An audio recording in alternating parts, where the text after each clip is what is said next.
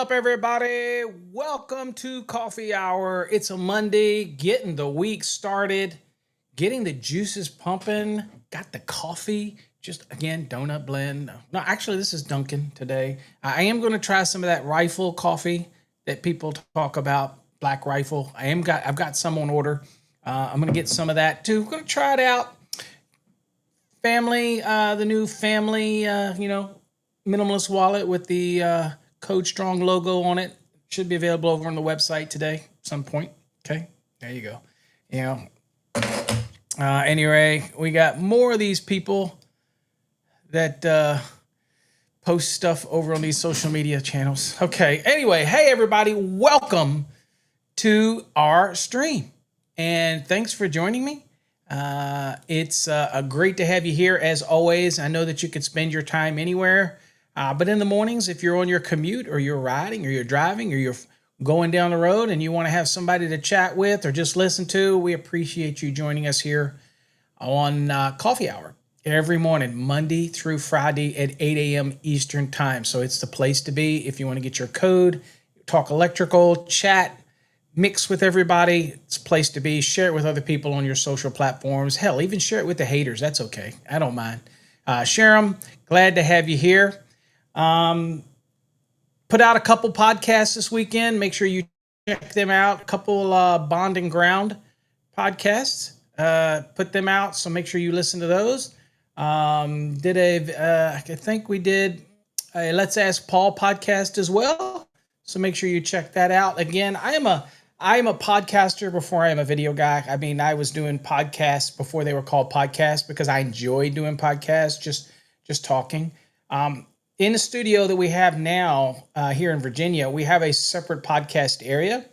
I am a bit remote, so haven't really had any guests come in here because I am a bit remote.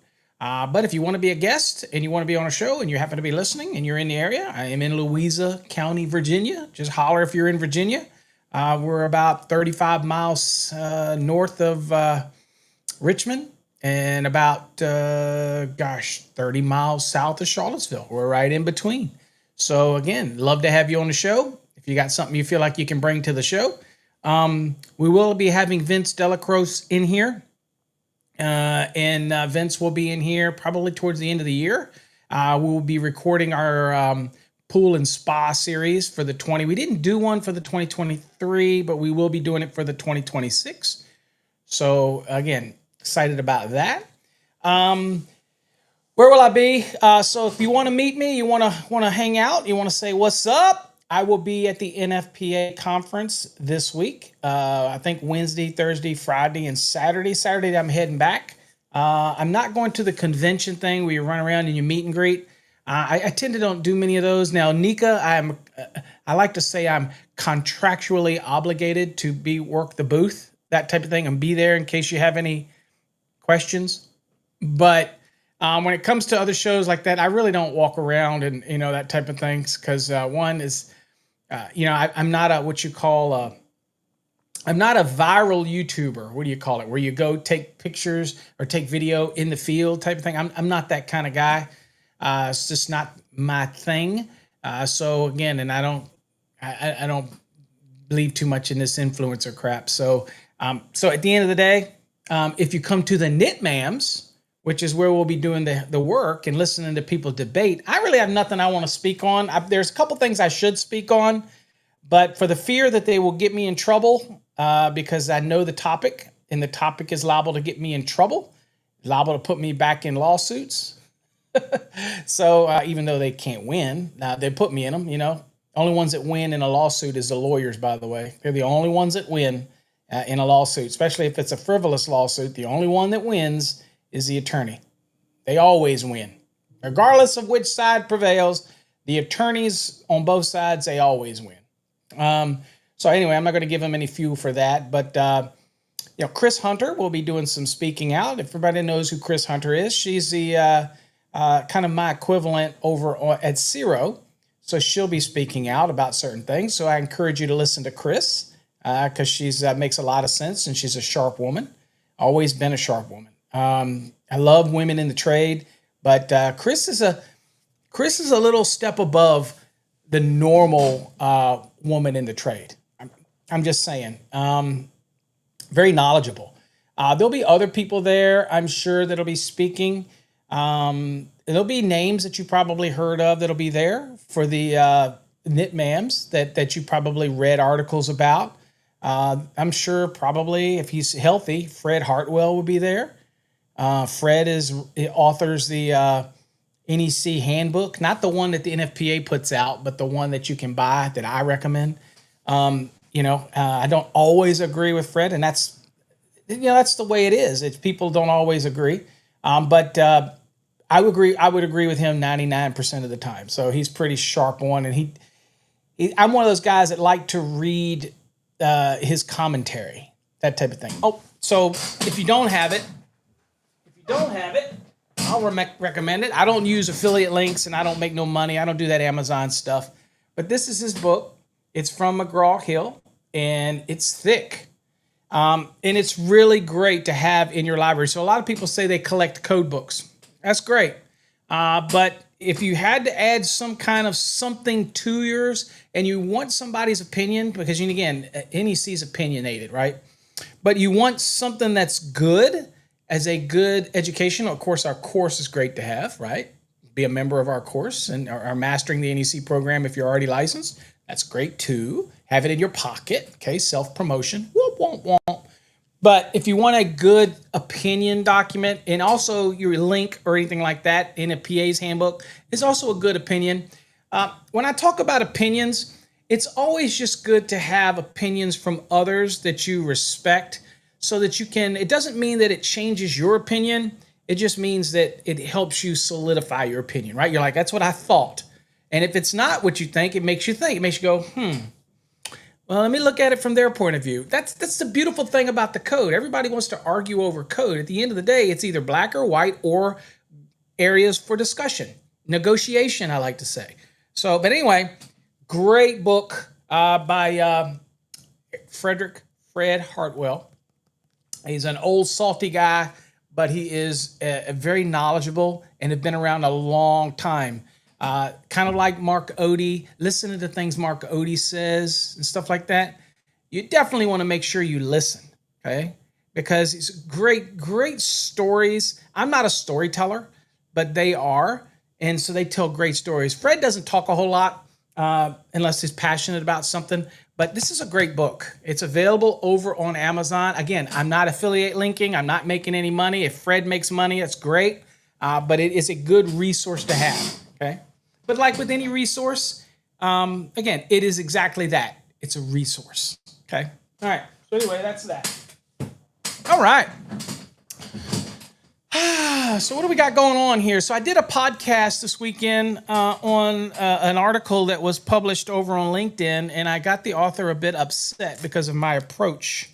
So to that author, I apologize if it bent you out of shape or rubbed you the wrong way. That wasn't my intent. In fact, I thought I went out of my way to give kudos to the article or the structure of the article, but it seemed to rub them the wrong way. So I removed their name from the article. From the podcast, but I was really paying homage to him because, again, yes, something may be wrong, but at the end of the day, it's still a good read, and I still recommended it. But he didn't like it, so I removed my comments from LinkedIn.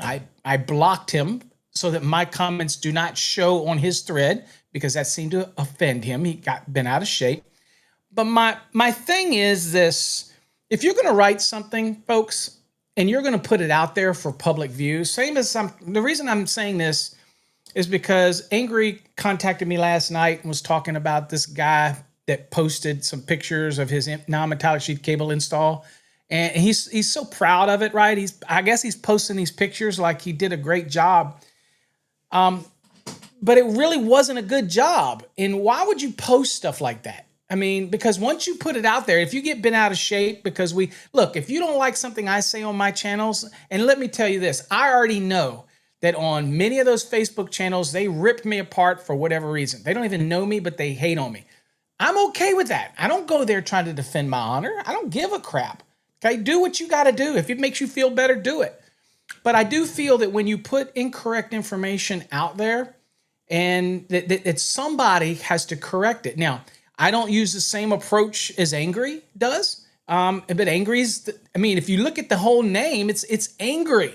Angry Sparky. I mean, that's just the way he is. And that's the way he puts it out there. Great guy, by the way, but that's how he does it. For me, I try to back everything up with code and explain it. Or I might say something as simple as, dude, just do better.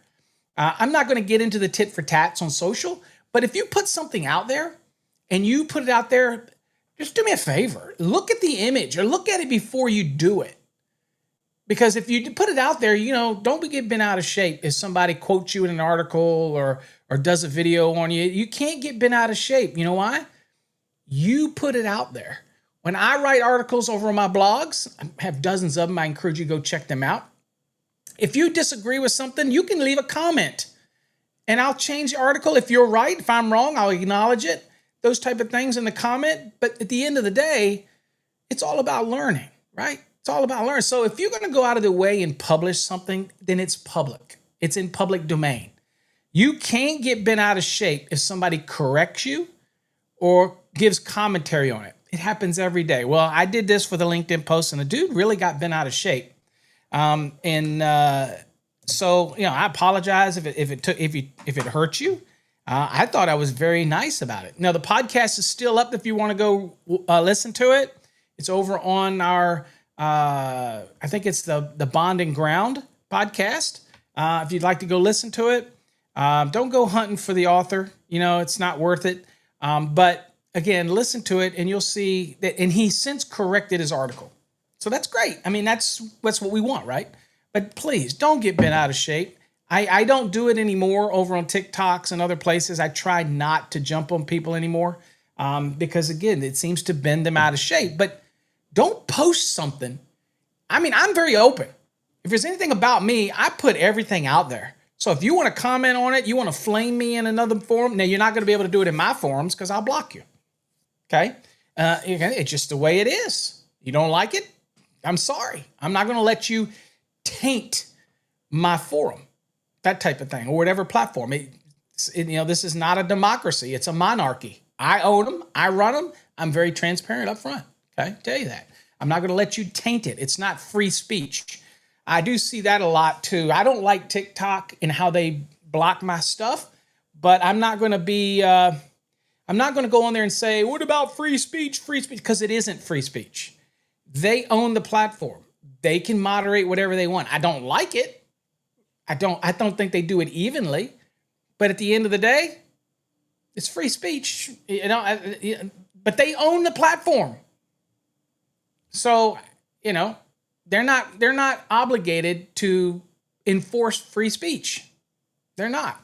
I mean, people say, wait a minute, Paul, you should believe in free speech. I believe in free speech, but if it's a platform, then you choose to join it, you choose to sign up for it, then they have every right to restrict what gets said and what doesn't. I know people don't like to hear that, but that's the beautiful thing about America is they have the ability to do that. Now, out in the public, free speech is free speech. It should be protected, but not on forums that are controlled. Again, I don't like it. But I do the same damn thing. So I'm not a hypocrite. Okay? So just saying. I just think that it's not free speech when you ban stuff that is pretty, you're just having a communication with somebody. Hell, I'll get banned if I call somebody an idiot. Well, that's the kind of stuff I don't believe should be, blocked. But again, I don't control the platform. Anyway, and I don't go out of my way to make things, write stuff that makes people feel good. Can't coddles them. I write what I write. If you like it, you like it. If you don't, you don't. People say, well, Paul, you can be politically correct in how you write things and how you do that. No, I don't. I do whatever I want to do. Okay. I am 56 years old. I do whatever the hell I want to do. And people can choose to take it or leave it or go somewhere else or watch or not watch or subscribe, unsubscribe. I don't care. I really don't care. All right. Okay? That's just the way I am. Old fogey. That's just the way I am. Let's do some shout outs real quick. As always, folks, I like when you let me know who you are, where you're from in the comments. And so I can give some love to you, let you know where you're at. Let's see here. There's Jonathan. Good morning. Glad to have you here. Adam's in the house. Good morning, Adam. Thank you for joining us, as always, here on Coffee Hour. Marlon is in the house. Marlon, let me know again. I know you posted it the other day, but email it to me what you want on your wallet so I can make sure I get it right. I think you said Master Marlon, but please email me. Let me know. Guys, also, I'll remind you, if you order any of our products that are engravable, okay, let us know what you want. In the comments when you're ordering at checkout, you'll have a little comment box. In that comment box, let us know what you want engraved on it. Hell, I'll just about engrave anything you want on there, but you got to let me know, okay? So I know exactly what to put on there. What's up, Manny? Hopefully, Manny, I was teasing you the other day. Hopefully, Manny, you got the answer to your question. No, the code doesn't require GFCI on those 30 and 50 amp pedestal receptacles because it considers them being supplied by what's called a feeder assembly. So they don't necessarily fall under brand circuit, but I kind of said that and I was teasing you, but I wanted to make sure I did answer your question because that's not like me. I want to always make sure I answer your question. So just in case, but I believe, I can't remember, I think 551.70 or somewhere in there makes it very clear what GFCI applies to. And the whole concept between that is the fact that it's usually because it's not going to be plugged in and out, in and out, in and out. Usually you put your RV, you plug it straight into your pedestal and you leave it until you're ready to go. So it's not a lot of interaction with it. You're not going to be using power tools. And usually the mobile home, or the RV will have the other GFCI requirements for the RV that's going to pick up that interaction between you and different appliances and stuff. So that's typically the reason. And it's going to be basically because you have an attachment plug into the RV pedestal. It's not going to be in and out, in and out, in and out, in and out, unlike any service receptacles that may be on the pedestal, which would be GFCI protectors. So I just want to make sure, Manny, that I covered that because sometimes I get on a roll and I don't cover things as well as somebody would want, and that's the whole premise of the show. And so, again, I'm going to do better. I'm going to do better, Manny. And I love the Code Nerd hoodie. I'm just saying. All right. What's up, Seattle? I might be saying that right now. Seattle. I know it's not Skiattle. I'm thinking maybe Seattle. Okay. Good morning, David. My CMECP from down in Florida. CMECP, the acronym for Certified Master Electrical Code Professional. David earned that title. He went through the program. Okay. What's up, Santana? Good morning. Hashtag win. Got your coffee going. Let's go. Let's see here. Mitch. Good morning, Mitch. Glad to have you here. Going to learn some stuff today. We're going to try to clean up and finish up or finish working on stuff, the basic residential today. So we'll move through that pretty quickly. Brandon, what's up? Glad to have you here. As always, keep studying, keep working. You'll get it. Don't get discouraged. What's up, High Voltage Hands? Good morning. Angel is in the house. I am doing good, my friend. Glad to have you here watching over on the YouTube channel. Oh, by the way, we are also streaming on Kick now. So kick.com/Master the NEC. It's a streamer channel. I am not a streamer. a gamer. I have a PlayStation 5. I used to play Call of Duty, but after being killed every 30 seconds, I got tired of that. So I'm looking for some other game that might be interesting. But again, I'm out of that. Oh, other news. You remember I talked about faster speeds so that we can interact more cameras? I got notice, and they marked the ground outside, that we may get the fiber optic into studio in the next week or two. And if that's the case, then we can have additional cameras because it's the bandwidth that we struggle with this Starlink. But once we get that, we won't have that issue, and I can have multiple cameras to multiple areas of the room. And then we can have the podcast area and everything integrated. And so that's good news, right? Just a little change, something new to the show, that type of thing. And we can bring in more guests because the bandwidth won't be restricted. Yes, Starlink and where we're at, it's a great service, but it does restrict the upload. So again, trying to be because I found that, y'all remember where things would freeze up? I found that it's not EV-MUX's problem, it's bandwidth and how it does everything. So I've just kind of been chill. I knew it's coming, but it is coming because guess what? I got notice. So there we go. What's up, Rob? Good morning. Great day to learn. Absolutely. Monday's always a great day to learn because we come off the weekend. I know y'all all went to y'all's little parades. Some of you maybe. Did you go to your parade? Was that No King's Parade? Congratulations. You won. We still have no king. That's awesome news. Your efforts were well noted. All right. Let's see. You'll be in Vegas this week. I will be. I'm not going until Wednesday. So today and tomorrow we have coffee hour, but the rest of the week we will not. But you'll probably see some videos from me on site, but it's not going to be coffee hour each morning. So you'll get replays Wednesday, Thursday, and Friday of this week, okay, from older episodes. So, yep, I will be, but I'm not going out there. I'm not going for the convention. I mean, where the trade show part. I don't really do that stuff anymore if I can help it. What's up, Jay? Glad to have you here. I'm only going for the code part. Let's see here. What's up, Paul? Back to work, off vacation. I hope everybody did have a great Father's Day. I don't observe Father's Day for my son because he wishes me dead, but I do think of my father who passed in 2014 on October 10th. Ironically, it was right at the time that I made a decision to move to Texas, so that was a very hard decision to make, to leave my father while he was dying.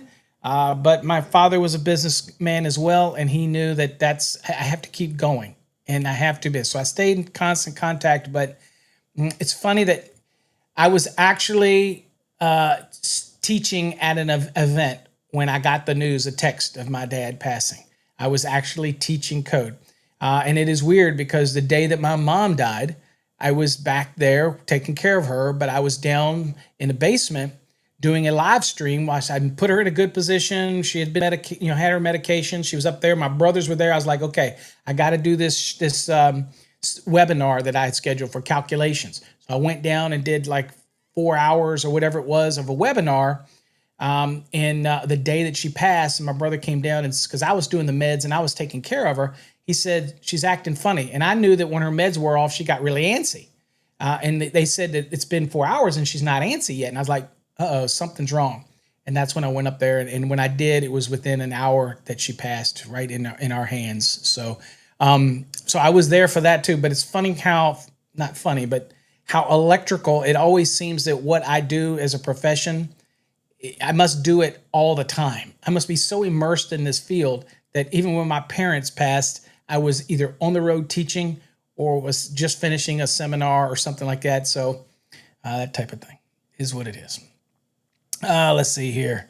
High Voltage Hands says, been on the road the last 2 weeks. I didn't have time to tune in as we started when you go live. Denver was nice. Now I'm back to the dreadful California. You have my condolences, but stay safe. Maybe the rioting's all done now. They've made their point. Hopefully they haven't burnt down the entire city. What's up, AJ? The only thing about the electricians look at is like if you burn it down, they were going to get paid to rebuild it. So, that's why wars is so profitable, because when things get tore up, they know that's got to be rebuilt, and then all the construction industries just make some money. So that's why after wars, you have this sudden boom, economic boom, like after World War II and everything, is because of the rebuilding and all the stuff that gets done. And so anyway, let's see here. What's up, Erie? Glad to have you here. Robert down in San Antonio. Robert, glad to have you here. Welcome. Adrian, glad to have you here. Adrian from Houston. We got a lot of Houston here.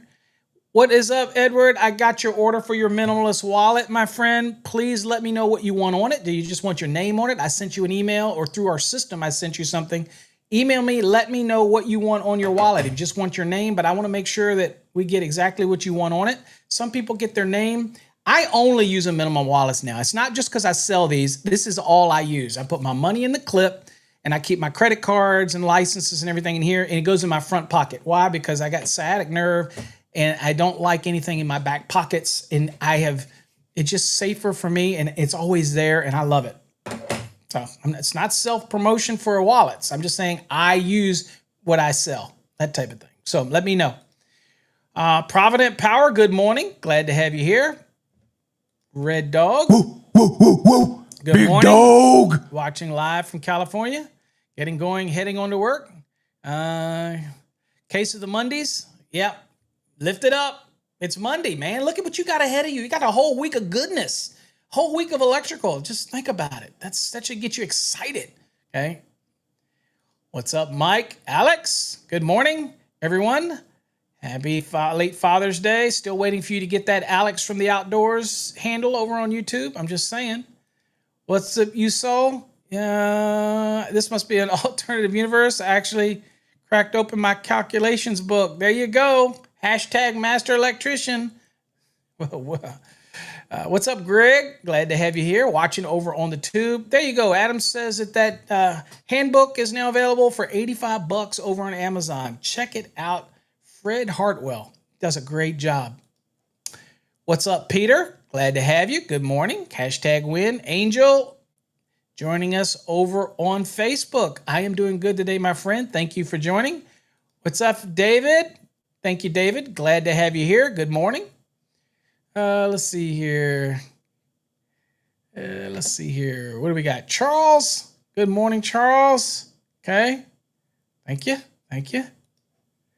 David says, yeah, text has a way of coming across differently in the mood and attitude truly is. Yep. You know what? Us old guys, we don't really care anymore, though, do we, David? If he doesn't want to learn and I don't want to teach him, I just like, okay, see ya. Take it personally if you want. That's what I'm saying. Providence, is that Kyle? Provident Power, Kyle? Is that your name there? Welcome, Kyle. Glad to have you here.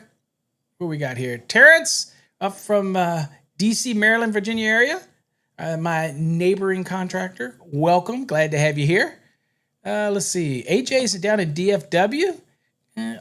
Tara says, good morning from Joe Wheeler Lake. Dude, I wish, ma'am, I wish I was out on that lake. I just got notice that I think my boat will be serviced today. Had to get the lower oil changed, the upper spark plugs changed. I know I could have done it myself, but I'm lazy. And getting everything tuned up so that we don't get stranded out on the lake since I moved it from Texas back to Virginia. So should let me know. I don't want to look at the bill, but it's all good. It means I can get out on the lake. That's, there you go. You're our code father. Yes, unlike Godfather, I'm the code father. There you go. Cool. Marlon says, yes, that's correct. So I think you mean Master Marlon, if that's what you mean, Marlon. What's up, Pedro? Glad to have you here. Welcome. Again, good morning. Wow, a lot of you here this morning. Van Man, good morning. Glad to have you here. Driving into work. There you go. Rob, good morning. Glad to have you here. All right, let's get into the lesson today. And if you're here, keep shouting out. We'd love to have you here. Let us know who you are, where you're from, and I will shout you out. Okay, so we're back talking about dwelling things. Just a low-hanging fruit to remember. Kitchens, dining rooms, breakfast rooms, all the wall and countertop receptacles in those areas are going to be supplied by that, small appliance brand circuit. Again, we're following up part 2 of what we did on Friday last week. So make sure if you missed it, you go back and you watch part 1 to build on this. Okay? And of course, you can always, this is another thing. If you don't like the intros, people that watch these say, Paul, you spend 20 minutes saying hey to everybody. I enjoy saying hey. That's why I'm here. I enjoy saying hey. But you always can just speed through it. Whatever platform you're on, you can just drag the thing 20 minutes in, 25 minutes in, and you can get to the lesson if you want. It's up to you. That's why you get to do it. But if you come to the live, you're just going to have to deal with it. Okay? All right. Because I appreciate everybody that joins me. That's why I do it. Okay. All right, so the minimum 2 small appliance brand circuits, y'all know that's required by 210.11c1, are required receptacles that are serving the kitchen countertop. So 21052B3 is going to remind us, now, this is also, since it's in 52, this is spacing. So obviously remember that we've got a bunch of rules in 210.52, right? We have the spacing requirements, and actually, I talk about that on one of my Let's Ask Paul episodes, the one I did this weekend. Talks about, somebody says, where do I find the 2-foot, 4-foot rule or 6-foot, 12-foot rule? And I explained to them, you're not going to find the 4-foot reference. You're going to find the 24-inch or 2-foot. You're going to find the 6-foot or, and you're like, okay, I can find that, but where do I get the reference to 4-foot and to 12-foot? You're not going to get it. It is basically the concept of, if I told you what the maximum distance between 2 receptacles would be and not violate the code on a countertop, if it is at no point on the wall can it be more than 24 inches, then it's logical if I put 2 receptacle outlets 48 inches apart that if I go right to the middle, that point on the wall, I touch the wall, I'm within 24 inches of that receptacle outlet, and I'm within 24 inches of that one, so I'm compliant. So the maximum distance that I can be to stay compliant is 48 inches, or 4 feet. So that's where we get the 2 foot, 4 foot rule from. Same with the 6 foot 12. If I have a receptacle and I go from a door, I go 6 feet, so that anywhere on that wall between the door opening and that receptacle, I'm going to be within 6 feet of a receptacle. And then from that receptacle, I can go up to 12 feet, so that if I touch the wall right in the middle, I'm within 6 feet of that receptacle outlet, and I'm within 6 feet of that receptacle outlet. That's what the rule means. So that's why we get the slang 2 foot, 4 foot, 6 foot, 12 foot. You're not going to find the 4 and you're not going to find the 12 in there. You have to understand the logic of the question. Maximum distance to stay compliant. That's how we get that. Okay. So I answered that on a podcast this weekend. So in case you didn't know that. What's up, James? Glad to see you here. What's up, Haas? Glad to have you. All right. Now, when you do those minimum 2 small appliance brand circuits, a minimum of 2, you could have more. Okay, it's okay to have more.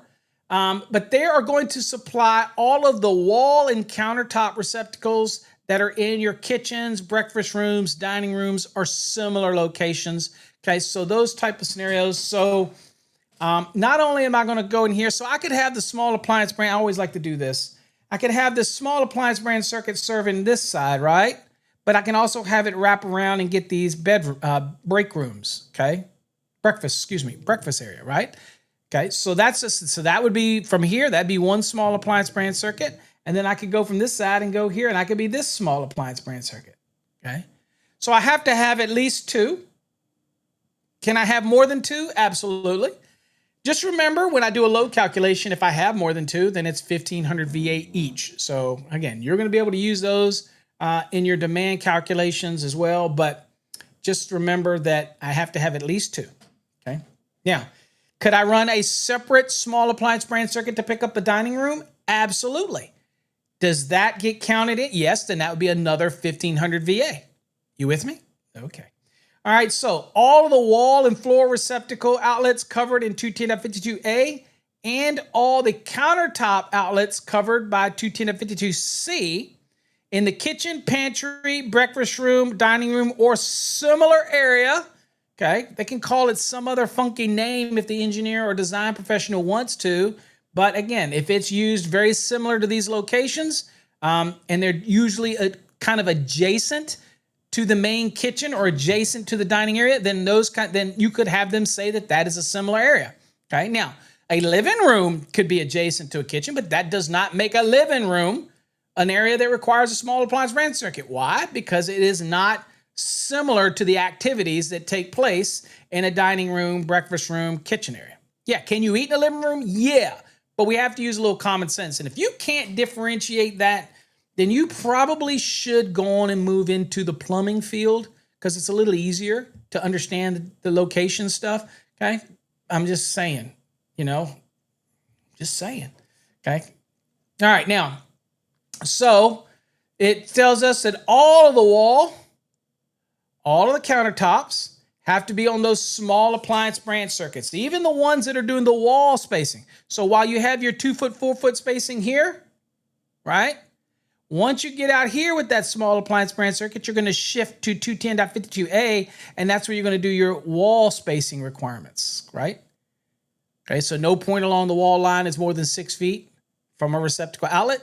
Can you be less than that? Sure, it's all a part of your design, but you got to be at least that distance. You can't be more than that distance apart, okay?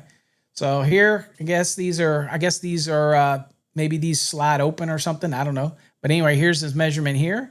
It's within 6 feet of this opening. So 6 feet of this opening. Maximum distance is 12 feet, yada, yada, yada. Here, between here and here, it looks like maybe the maximum distance here is 4 feet. And then, of course, 2 feet from the edge of the sink here. 2 feet from the edge of the sink here. And then you can go up to 4 feet to here. That type of thing. And then here's the end of the counter. You have to be within 2 feet of the end of the counter, right? And in this little cabinet right here, anything that is 12 inches or more is going to have a receptacle as well. So there you go. Okay, so that's your spacing requirements for your kitchen, okay? All right. Hallways. Well, let's talk about stairwells first. So this is a stairwell, change elevations from first floor to second floor, from a first floor to a second floor with an exit where you'd be leaving the landing, or you may have just stairs that go from point A to point B, from first floor to second floor, whatever. Interior stairwells of 6 or more risers, low-hanging fruit on an exam, by the way, shall have a wall switch located at each floor level and landing that includes stairwell entry. So if I have a landing and it is exiting that landing onto the floor, okay, so not only have to have it from the steps at each end of the steps where there are 6 or more risers, I have to have a switch on the illumination that's required to illuminate the stairs, okay? Not only do I have that, but if this had steps that were going up again and this landing did not go anywhere, then I would not require a switch on this landing. But if the landing has an exit where I can leave the landing to go off onto that floor, then I have to have the switch, right? As long as I have what? 6 or more risers. So it's based on the collection of risers. Okay, so if I have the landing right here and this goes off onto the second floor, but this is a 3-floor building, then I could have steps to this landing and then steps up to another one. And if this left this landing, then I'd have to have a switch here, and a switch whatever the landing is at the top. Again, that type of thing, as long as it is 6 or more steps, okay? And that is 210.70A23, okay? Again, as we do in the Fast Tracks program all the time, when you see code references in the program, if you're in our program, if you want more information on our program, the URL is up there, fasttracksystem.com. Go watch the demo. You'll see great graphics, illustrations. If you get the enhanced program, you also get access to Fast Tracks Tube, where you can watch certain videos on certain topics. But at the end of the day, always in our program or whatever program you use, stop and go read the code references when you're working in the program.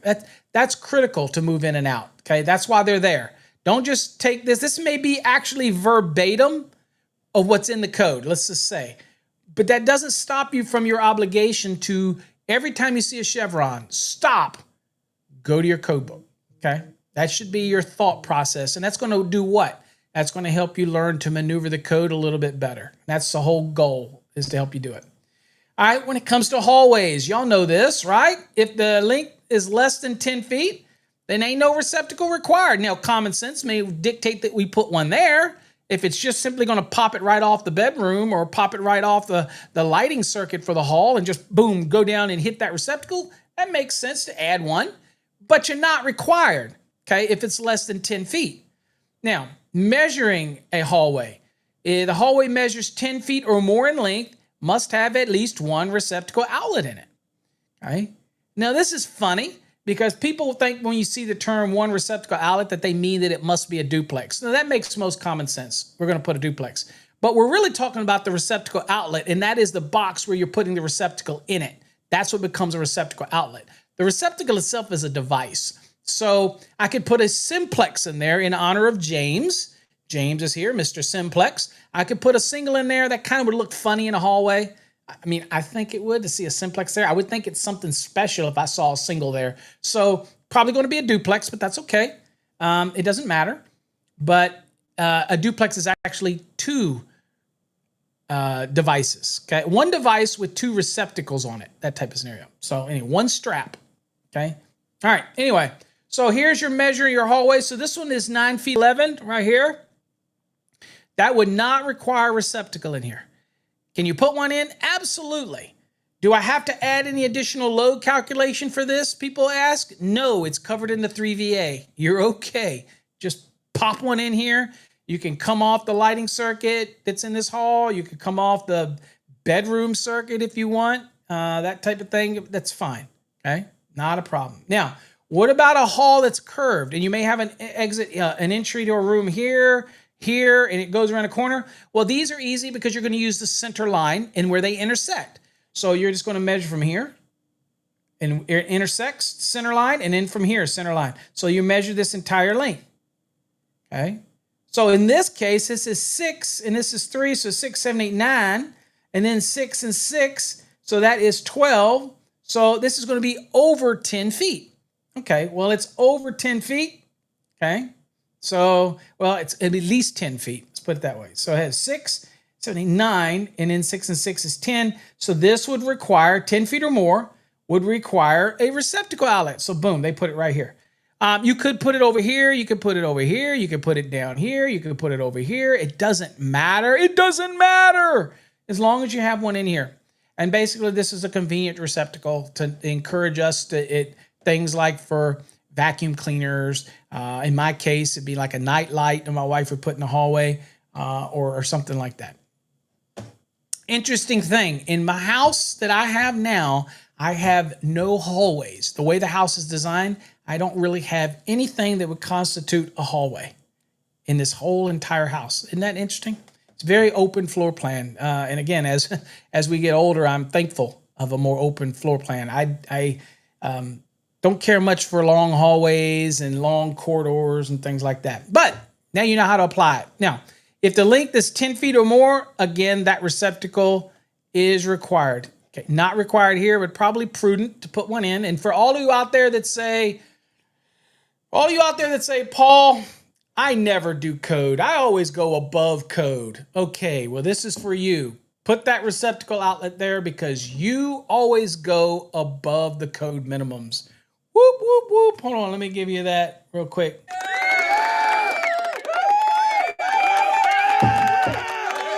You do you, boo. All right. All right. Luminaires, types that are not permitted in closed closets. Okay. Just the low hanging fruit stuff to remember, especially on an exam. Remember these code references, right? Says pendant luminaires or lamp holders, 410.16c. So you can't have this type of pendant and you can't have a lamp holder, right? It's going to have an open lamp. Okay, or a light bulb, if you will. Okay, make Thomas Edison very happy. Call it a light bulb, but it is a lamp, by the way. And if you look at his patent, he does call it a lamp, right? Let's see. Val says, so you add a receptacle that's less than 10 feet. No count another 1500 VA. I don't know where you're confused. Why would you use 1500 VA? That was 1500 VA when we were doing small appliance brand circuits. That's a hallway.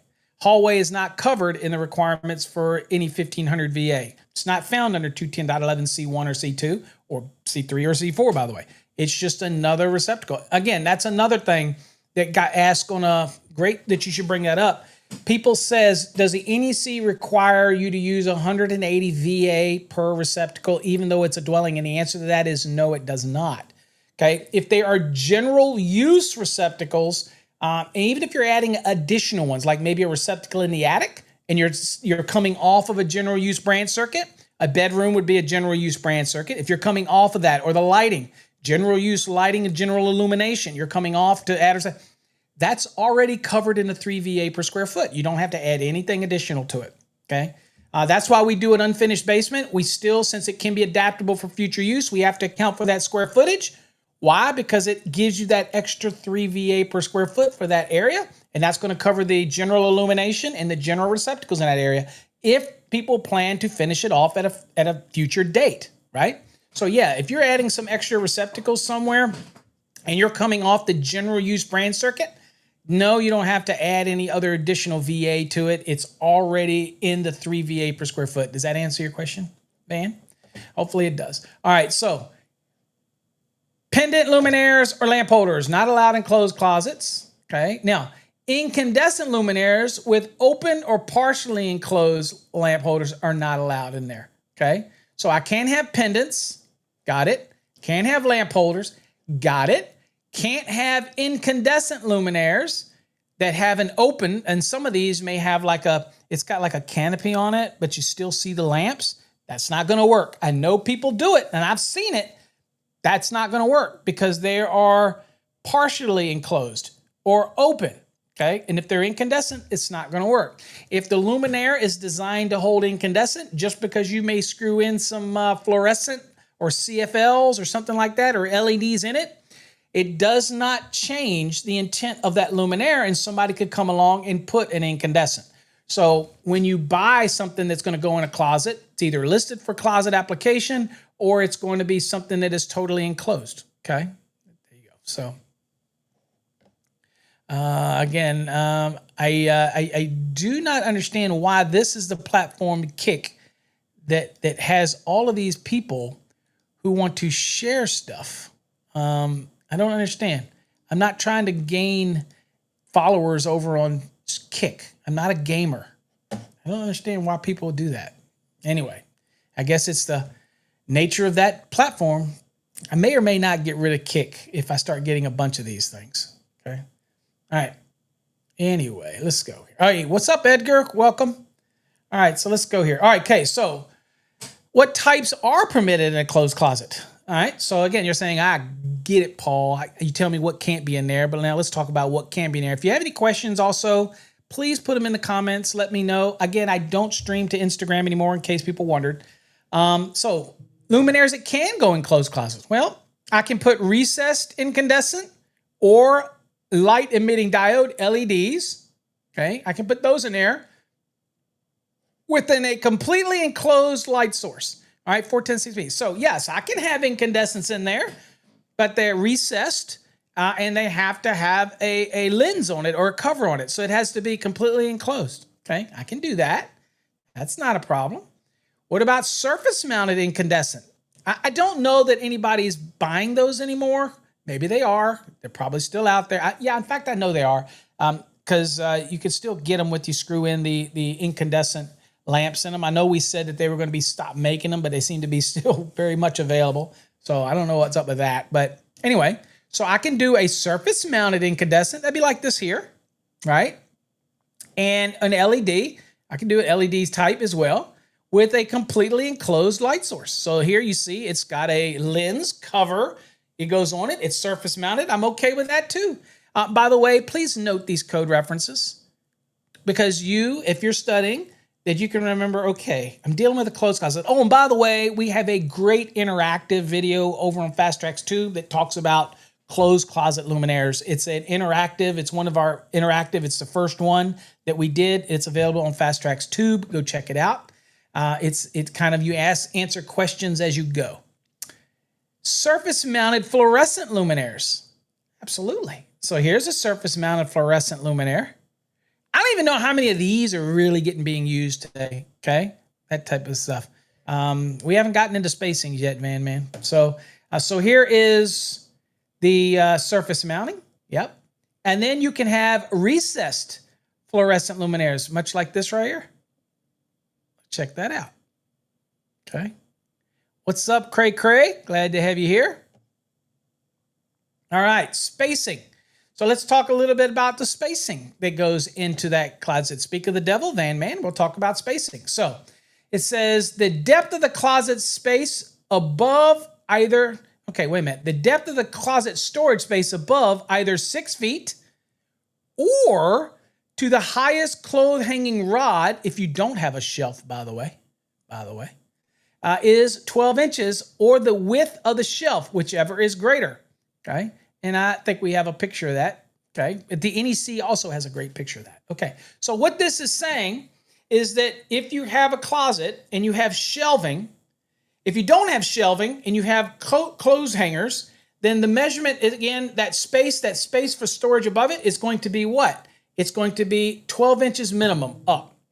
However, you could have a shelf that is actually around there above the clothes, around the clothes hangers above the clothes hanging area. And that would be whatever the width of the shelf is, okay? Whichever is greater. So a minimum of 12 inches, right? Because somebody could put a shelf there even if there isn't one there. Okay, makes sense. Somebody come in and stick a shelf there. Okay, but we have to have either the width of the shelf or 12 inches, whichever is greater. Now, again, we can't dictate what somebody does later. They could come in and put some freaky shelf in there. But again, we do have at least minimums we have to follow. And this is a rule that's going to guard the space regardless of whether a shelf there is not. And I'll show you an example of that. Now, the dimensions. And then we're going to go look at the NEC because the NEC's really got a better graphic, I think, when it shows these dimensions. So we'll go look at the NEC.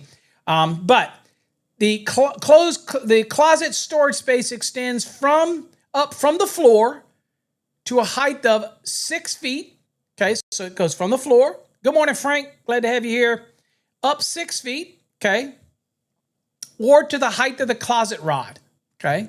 All right. Now, so this storage space around your closet encompasses everything from when you enter into the door, everything around it. It's going to go from the floor up to 6 feet or to the clothes hanging rod, okay, to the highest clothes rod, okay? All right, we got it. I don't see many rods that are higher than 6 feet. That'd be huge. But again, there's some shirt hanging rods and stuff that maybe you get some of these custom clothes closets. You know, I've seen some. This guy in Oklahoma. This clothes closet is amazing. And I'm like, dude, I never have enough clothes to ever fill that thing, but it's amazing. Now, the depth of the clothes storage space is 24 inches. So picture this in your mind. You're going into a closet. Maybe it's the same size as this picture you see of me right here. Okay, and the door is right here. So this part of the clothes closet right here, this is going to go up 6 feet or to the highest clothes hanging rod, and it's going to come out 24 inches. So you've got this little space right here in the middle where my head is. Okay, that is your space. Okay, so that is your storage space around. Now, above that space is where you have to have the width of the shelf or 12 inches if you don't have a shelf there. Make sense? But we'll look at it in a graphic, okay?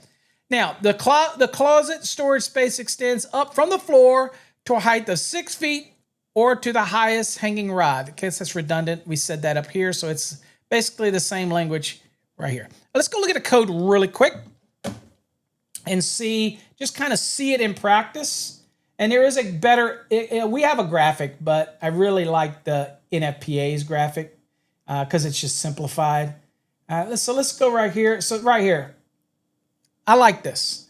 So see what I said? Remember that little picture? Remember I'm talking about? Right here. So here's where the door you come in. Oops. Here's where the door you come in, right? And then you have, I'm sorry for the view. You know what? Let's go to the bigger view. Makes it a little easier. Here we go. So I have 24 inches out. This is just a standard closet. You're walking in from this angle. So you go 24 inches out all the way around. It kind of cocoons, if you will, around the space. And it goes 24 inches and it goes up to 6 feet or the height of the highest rod, right? And that creates this little space around it that's 24 inches out. And it wraps all the way around your closet space. And then from the shelf, it goes 12 inches or the width of the shelf up to the ceiling. Okay, so this means if I don't have a shelf there, it's still, to create the area where we can put the luminaire, then we have to at least assume 12 inches, even if the shelf wasn't there. If a shelf is there, then we have to take the width of the shelf into consideration, and it may be greater than 12 inches. It may be a 16-inch shelf. Well, that's just going to reduce the amount of space you have in here. And why is that important? Because this extends up to the ceiling, and you're going to use these planes to measure off from where you can have luminaires in this space, okay? So that they don't come in contact with this storage area, so that people will be storing all kinds of stuff up in there, you know, their hats, their shoes, their whatever, you know, blankets, whatever. So again, got to have those spaces. So this is pretty decent depiction. So let's talk about the various luminaires. So here you just kind of see the layout here. Okay, so see this one over here on the left? I'll zoom in real quick so you can kind of get a better idea. So see this one over here? So you've got multiple rack locations, rods. So here's the rod, highest rod. Okay, so you got 6 feet or to the highest rod, right? It comes out 24 inches, right. This does have a shelf, so it's going to be the width of the shelf up to the ceiling, okay? So this is going to be at least 12 inches or the width of the shelf, but this looks like to me right here that this is, let's just say this is 12 inches, okay? Because it looks like it's half of the 24, so we'll just go with that. So that is your storage space. So imagine this wraps all the way around your closet. Putting your luminaires in there. Okay, so here is a recessed incandescent. Here is a surface-mounted incandescent. We'll use that. Could be a surface-mounted LED, but we'll just go with the obvious. A surface-mounted incandescent, it's all enclosed, right? Here you see there's a lens on this one right here. Okay, not just the lamp, but there's a lens on it, okay? And then here is our surface-mounted fluorescent, Okay. Don't know, do we see those anymore? Do you guys doing those anymore in even the fluorescents in closets? Are you still putting the surface? I know you put them sometimes on the back of the door. I do have one in my house over top of the door, that type of thing. And so, because that's right in the center where, and then of course over here, we have showing you a recessed fluorescent up in there, okay? All right, so you're just seeing some examples right here. Here's the storage shelf. Now, this is an example where it is in the middle of the room, okay? And so you still have your rule where you're going to have up to your rod, right? You've still got your storage space, okay? Didn't change. You still have your storage space, okay? And then above it, you have your shelf. And, of course, what does it say? It says the shelf is 12 inches or the width, whichever is greater. So this example is one, and I'm not sure how they do it, but this is kind of floating out in the room here. And so, again, that's the width of the shelf. And then you measure from that plane. And that's where that luminaire can go. And that's the closest. Okay, so let's look at those.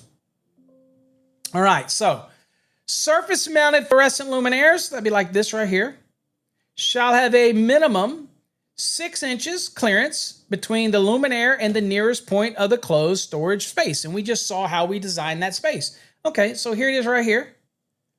Right there. So that is 6 inches. Right there. Okay, can y'all see it? Right there. 6 inches. Okay. Notice it's 6 inches from the lamp, not the deflector, from the lamp. Okay, measure. Boom, right there. All right, make sense? Okay, that is 410.16D2. Next, surface-mounted incandescents or LED. Okay, so that would be here, right? So this is a surface mount right here. Whether it's an incandescent, it's all enclosed, right? Our surface, so there we go. And so this says surface-mounted incandescents or LED luminaires with a completely enclosed light source shall have a minimum of 12 inches clearance between the luminaire and the nearest point of the closet storage space. Okay, so right here. Looks to me like this distance is the same as this distance, which looks like it's this distance. So this looks like this is 12 inches. Okay, so there you go. Right there from the edge. Okay, can't get to the lamp, so you'd measure this from the outer profile of the luminaire. These you can get to the lamp. These you cannot. Makes sense? All right, and so that's those two. All right, let's go on. Okay, so the next one, it says, okay, well, what about that recessed incandescent or recessed LED luminaire that has a completely enclosed light source? Means it's covered, it's lens on it, and everything. So the lamp is inside of it. You got a frosted cover or a clear cover or whatever you got. You don't just see the lamp itself, okay? All right, if that's what you got, then this one says, and this is the one we're talking about right here. Okay, could be LED with a cover on it, incandescent with a lens cap built on it. Most of those LEDs are already going to have a cover integrated with it anyway, so it's kind of a no-brainer. All right, so it says recessed incandescent or LED luminaires with a completely enclosed light source shall have a minimum 6 inches clearance between the luminaire and the nearest point of the storage. So this is why you see right here, this is a reduced distance. This is only 6 inches. So yes, you can have incandescents in there as long as they have a lens cover on it, okay, protective covering, or the recessed LEDs, and they typically will be designed, if they're the puck or the slim ones, they're already going to have a built-in lens where the LEDs are encompassed as part of the actual assembly. It's already built into it, so it takes care of itself. But the code doesn't assume that. That's why it says it the way it says it. But most of these manufacturers already take care of all that good stuff. Now, recessed, the last one, these fluorescent right here, the recessed fluorescent luminaires, again, they are fluorescent, the same. They shall have a minimum of 6 inches clearance between the luminaire and the nearest point of the storage. So that is the last one right here. So this is a recessed fluorescent. And again, you go from here. Okay, that's the profile. Measure over. And this is where you'd measure your 6 inches. And you're perfectly fine. Okay? Makes sense? Any of that, question any of that, please ask now or forever hold your peace. Okay, so for a closet with access on both sides, so this is what we're talking about here, where it's actually a big closet and you can get to this space on both sides. It says, for closet with access on both sides of the hanging rod, the storage space shall include the volume below the highest rod extending 12 inches on either side. So that's where you get your 24. So in this scenario, you can get to this storage space because of both sides. Maybe there's just a way this closet is made. Bigger closet with 2 openings, and you have the side walls, and then you actually go in and you can get to each side. So maybe it's a closet with 2 doors. A wrap around, whatever it is, I don't know. But in this case, from the rod, you make sure that you go 12 inches out, 12 inches out. That gives you the 24 inches. That's typical space for a hanging garment, and that's fine. And remember, the shelf is based 12 inches or the width, okay? 12 inches or the width. Dude, this guy is relentless, okay? Obviously, the block doesn't work, but I think what we're going to do is I think I'm going to get rid of Kik, guys, because this seems to be nothing but troublemakers on Kik. They're nothing but trying to get people, and I don't know of any way to block them, to be honest with you. It doesn't allow. See this kind of crap? I know I'm giving it credence to show it, but I don't want your followers, okay? That type of thing. Anyway, I don't even know how I would block somebody like that. So interesting is if I go here, this is funny. Let me go to my channel real quick. See if I can even block an individual. I don't think I can. Yeah, I don't think you can. Yeah, you can't. You really can't block anybody.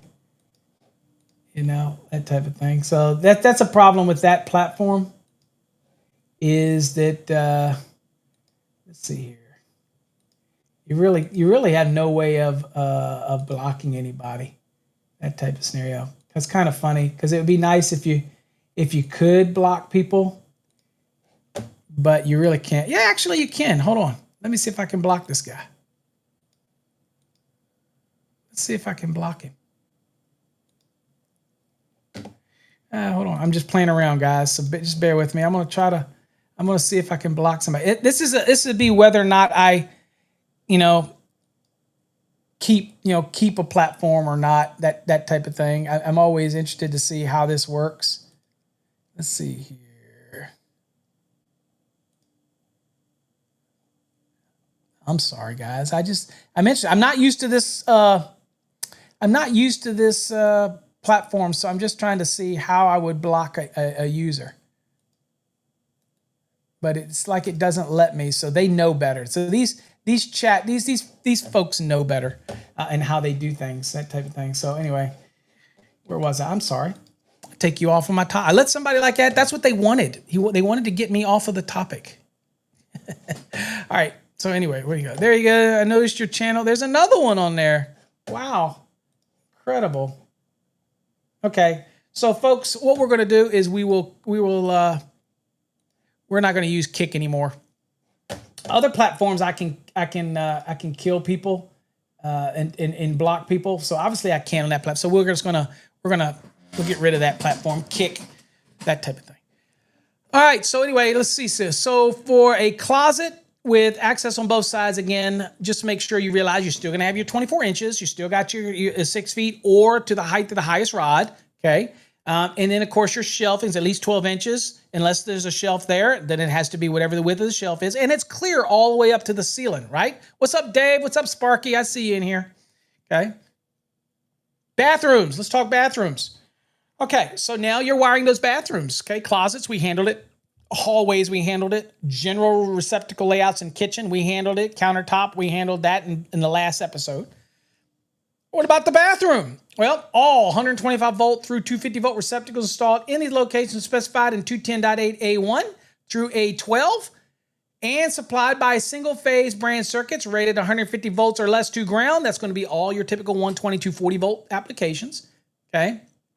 As far as the branch circuits that you're running, shall have ground fault circuit interrupter protection, 210.8A. Okay, so A is dwellings.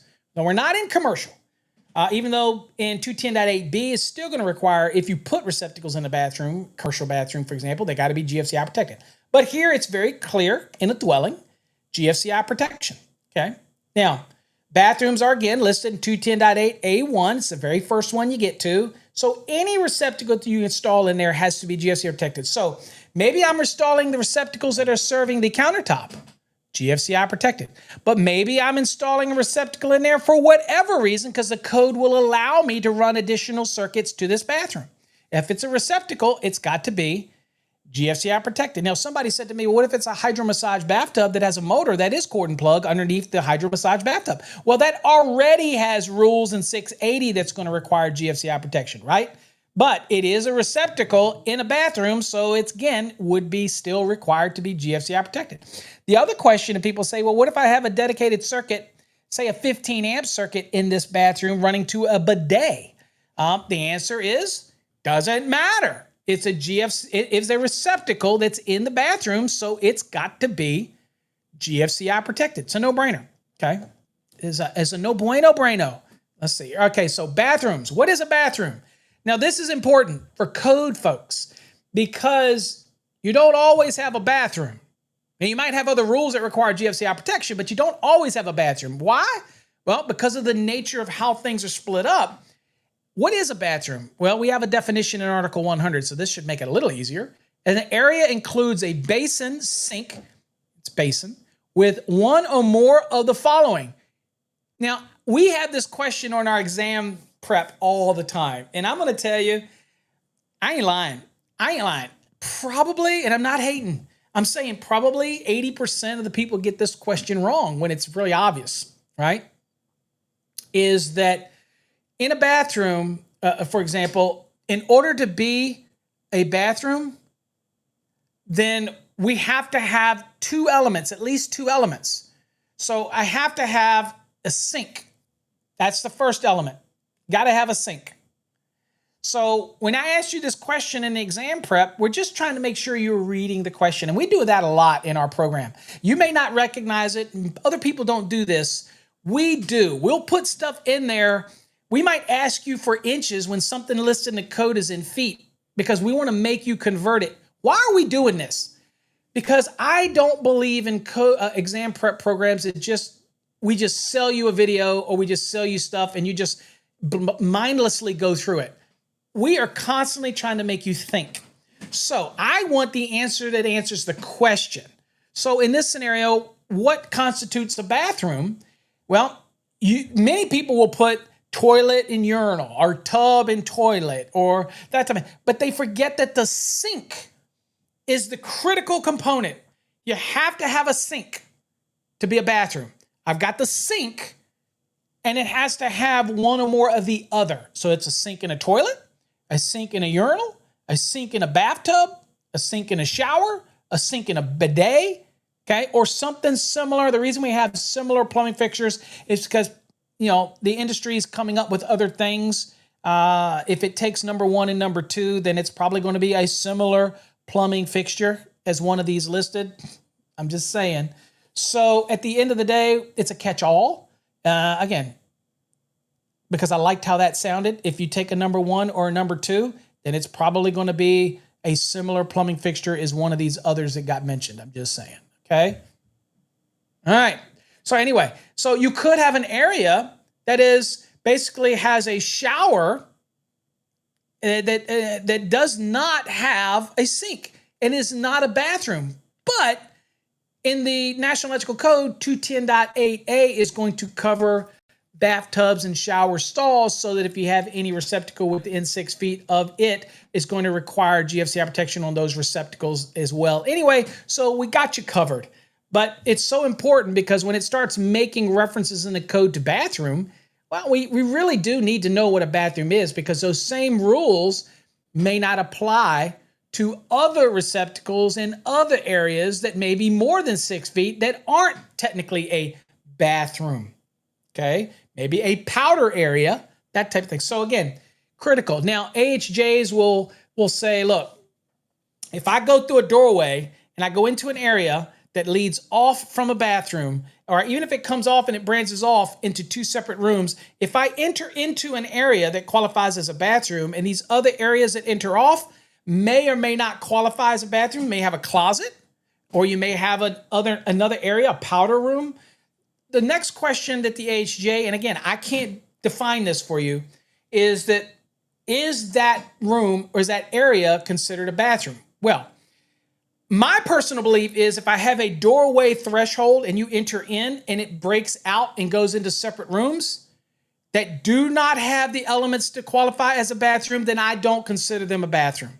I consider the area that has the sink and the toilet or the sink in the tub or the sink in the urinal, I consider that area. That's why it says bathroom is an area, okay? So again, some people can disagree with me, and that is perfectly fine to disagree with me. You do you, boo. But I tell people, if I've had these big homes where you go into this area where it leads into what's a bathroom, but then it has these very nice rooms that go off of that are past that entry, and that's a very big and nice clothes closet. I'm not going to consider that part of the bathroom. It has a doorway, it has a threshold. I'm going to do that differently. No different than if I'm walking down a hallway and I turn and go through that threshold into a bedroom. I'm now in a bedroom, okay? We have to use common sense. We do.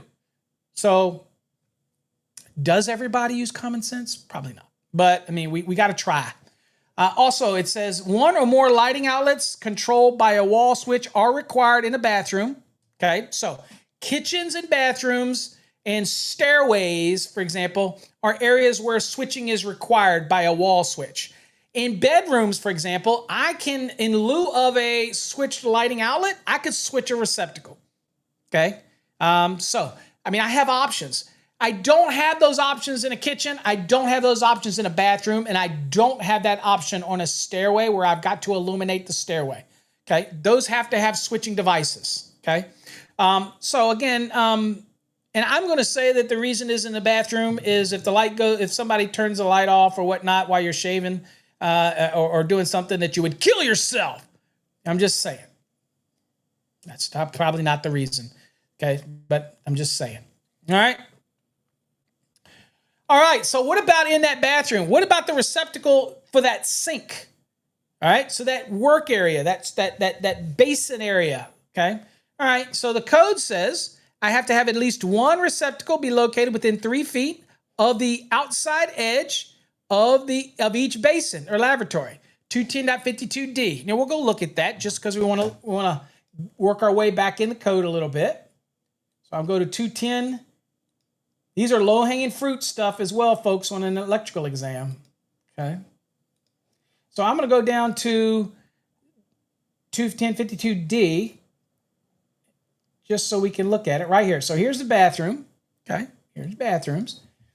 Oh, and by the way, you notice this is under dot 52. I've told y'all this is the Holy Grail, and where you're looking at receptacle placements and where they got to go and spacing and all. Just remember, dot 52, the Holy Grail of placement, okay?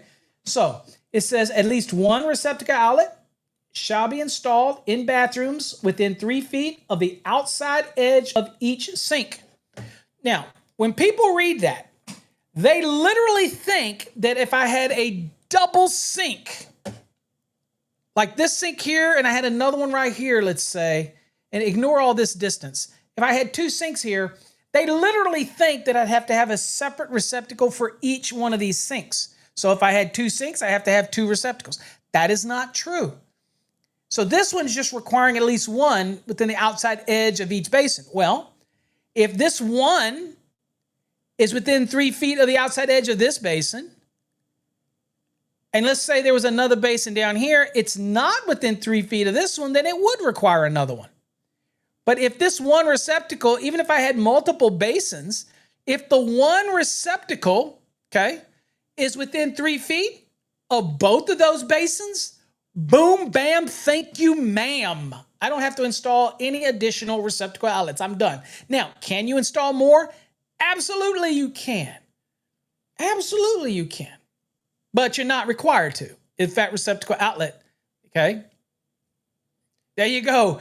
Jonathan, he's in our Fast Tracks program, and Jonathan just went through Unit 6, and all of this should be emblazoned in Jonathan's mind right now. He's like, all of this stuff now is like, geez, I learned so much in Unit 6, that you don't get by doing exam prep questions. You don't get by some of these video courses where they just kind of touch the surface.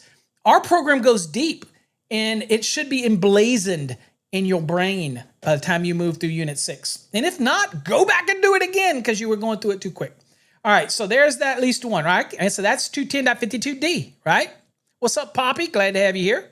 All right, now, bathroom receptacle outlets shall be supplied by at least one 120 volt, 20 ampere branch circuit. That is 210.11C3. Oh, by the way, remember that 3 VA per square foot that we were talking about to determine how many branch circuits we need? Guess what? We don't need to figure any more math. No 1500 VA. We don't need to do any of that. These are all covered in that 3 VA per square foot. So if you want to put another one in here, you go for it. Do I have to add something to the calculation? Absolutely not. You're perfectly fine, okay? It's still fine, not an issue, because it's encompassed in the 3 VA per square foot. All right, so anyway, so there's your bathroom. Now, can I use a 15 amp circuit for this receptacle? Absolutely not. Has to be a 20 amp because it says at least one 20 amp, okay? Now, can I have a 15 amp receptacle in this bathroom? Okay, here's where people lose it. Ready? Can I have a 15 amp branch circuit to a receptacle in this bathroom, or does every branch circuit that runs to a bathroom have to be 20 amp? The answer to that is, are you ready for this? Are you ready? Are you ready? Are you ready? Hold on, let me get it ready. Yes, you can have an additional branch circuit in a bathroom. Yes, it can be 15 amps for like a bidet or for a specific application or specific use. Yes, you can. All right, enough of that. So if I want, but the one that serves the countertop, that must be 20 amp. Have additional branch circuits in there? Absolutely. And here's the funny part. You've been doing this for years because when you run an individual branch circuit through a hydrosized bathtub and you're running it to the motor, you're running that circuit in the bathroom, aren't you? Okay. Get what I'm saying? Anyway. So, all right. So anyway, there we go. We got it. Creepy code. All right, so there you go. So can I have additionals? Yes, I can, but the one that serves the countertop has to be the 20, and no, you don't have to add any additional VA to that calculation for the load calc, okay? It's already encompassed. All right, so let's talk about a discussion question here. Provide examples of the types of equipment that may be utilized in a dwelling unit bathroom and discuss why a 20 amp circuit is required. Well, one of the most common applications used in a bathroom is for hair dryers. Not for me, okay? And probably not for many of you. But for my wife, or if you have other people that are blessed with hair, and I might have been blessed with hair back 35 years ago, but that has since lost that blessing. So people that use hair. Now, I will use a razor in there, but of course my razor is cordless, right? But here's an interesting thing. This is more information that you need to know. When I get all scruffy like this, I do not use a razor. I use my hair, my clippers. I just knock it all down first, right? Just a pure razor. I knock it all down first, and then I use the electric razor. Does that make sense? How many of you do that? Give me a hell yeah. When you get scruffy like this because you're a lazy fat guy, then what you do is I just knock this down. I do not let that little cordless try to rip through all this because it'd be painful. It'd be like, no. I'm going to use the same razor. I clip on a number 1 and do this, right? And that's it. I do my own hair, by the way. I'm not on my tightwad. It's just like there ain't a whole hell of a lot here. So it's just easy. And I don't want to go bald yet because I got a little bit here, okay? But anyway, so that's what I do to knock it down, and then I use the razor. It makes your razor blades last longer, that type of thing. I'm just saying that's what I do. I don't know what you do, but that's what I do. All right. So any rate, that's a common appliance as a hairdryer. So some hair dryers have a rating of 2,000 watts. Some have 1,500 watts, 1,600 watts. Okay, whichever one, whatever puts out the most heat. Okay. So if you get your wife a 2000 watt and for some reason it trips something, then you'll probably go into Walmart and buying one that's like 1500 watts or 1200 and say, you know what? Yeah, baby, it takes you a little longer, but I'm just saying. All right, now, to find out what the amps that thing draws, obviously 2000 watts divided by 120 is 16.67 amps. Obviously, that would have a problem with the 15 amp, okay? You know, what is with you, Poppy, and your king? What are you talking about? What are you doing? Are you talking about the parades? It was successful. We don't have a king, okay? But we still have a president, and whether y'all like him or not, he's still yours. Am I going to be? I'm going to be king of the U.S. Boy, the whole U.S. would go to hell if I was a king. That's for sure. All right. So let's talk a little more about this bathroom circuit. So look here. It says a branch circuit that is providing power to the bathroom receptacle. Okay, we're talking the countertop one, the one that's serving the countertop or work surfaces or desktop or surface tops in a bathroom. That is required to be at least 20 amps. Okay. And of course, it has to be within 3 feet. You have to have one at least 3 feet. Can you have other ones? Yes, but I have to have at least one that is within 3 feet of the outside of the basins or the sinks. Got you. We already covered that.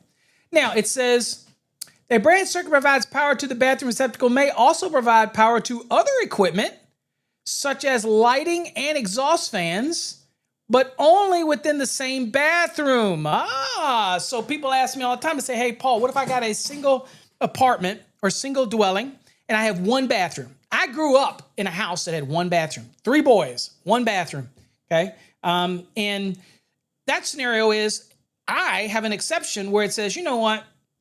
I'm going to let you run that 20 amp branch circuit, and rather than force you to put another branch circuit in there to cover the lighting, I'm going to let you use that 20 amp branch circuit, and I'm going to let you pick up the lighting and the little exhaust fan that may be in there. And I'm going to let you put all that on. That's the exception. I'm going to let you put that on the same circuit. But here's the caveat. That circuit can't leave that bathroom. That's it.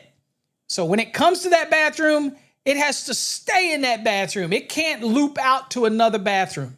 Okay? Now, that's if you want to use the exception. If my lighting, for example, in that bathroom is coming off my bedroom, right? And then the only branch circuit I'm running is to that receptacle. If I did have another bathroom, then I could go from that receptacle and loop it to the receptacle in another bathroom.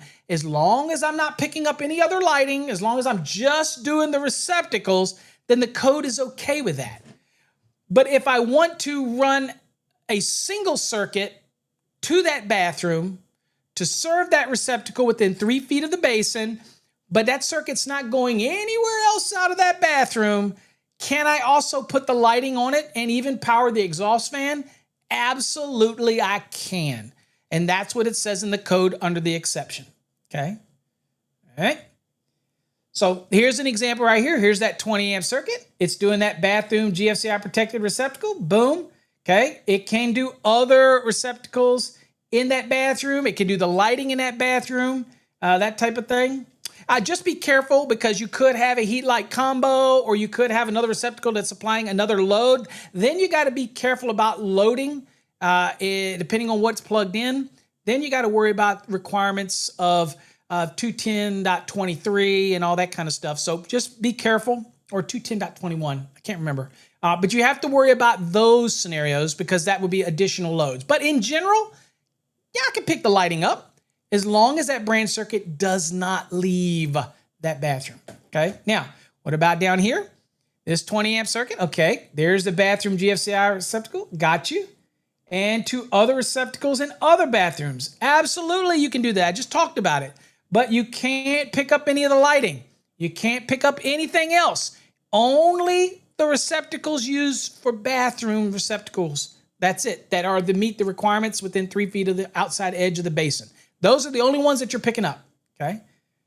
You have options. You have an exception, and this exception is for those very small homes that may have that one bathroom. Or maybe you're the kind of guy that goes, you know what, I do this in all my bathrooms. I might have 3 bathrooms, but and all I have is an exhaust fan and a ceiling light or a vanity light, and I've got the receptacle.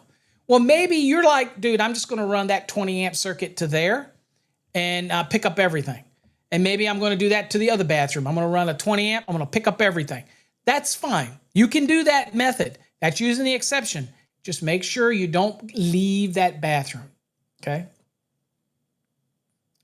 All right. Well, let's talk about the lighting around areas where you may have the shower, the tub, and all this other good stuff. Okay. All right. So, or, I haven't seen these sunken tubs, to be honest with you. I saw them one time in Vegas. I was out in Vegas and I stayed in a room, and the actual tub, sunken hot tub, same concept, because it was their bathtub. It drained. So it was a tub, but it was out in the middle of the freaking floor, out over in a corner. I was like, dude, what am I in, like a honeymoon suite?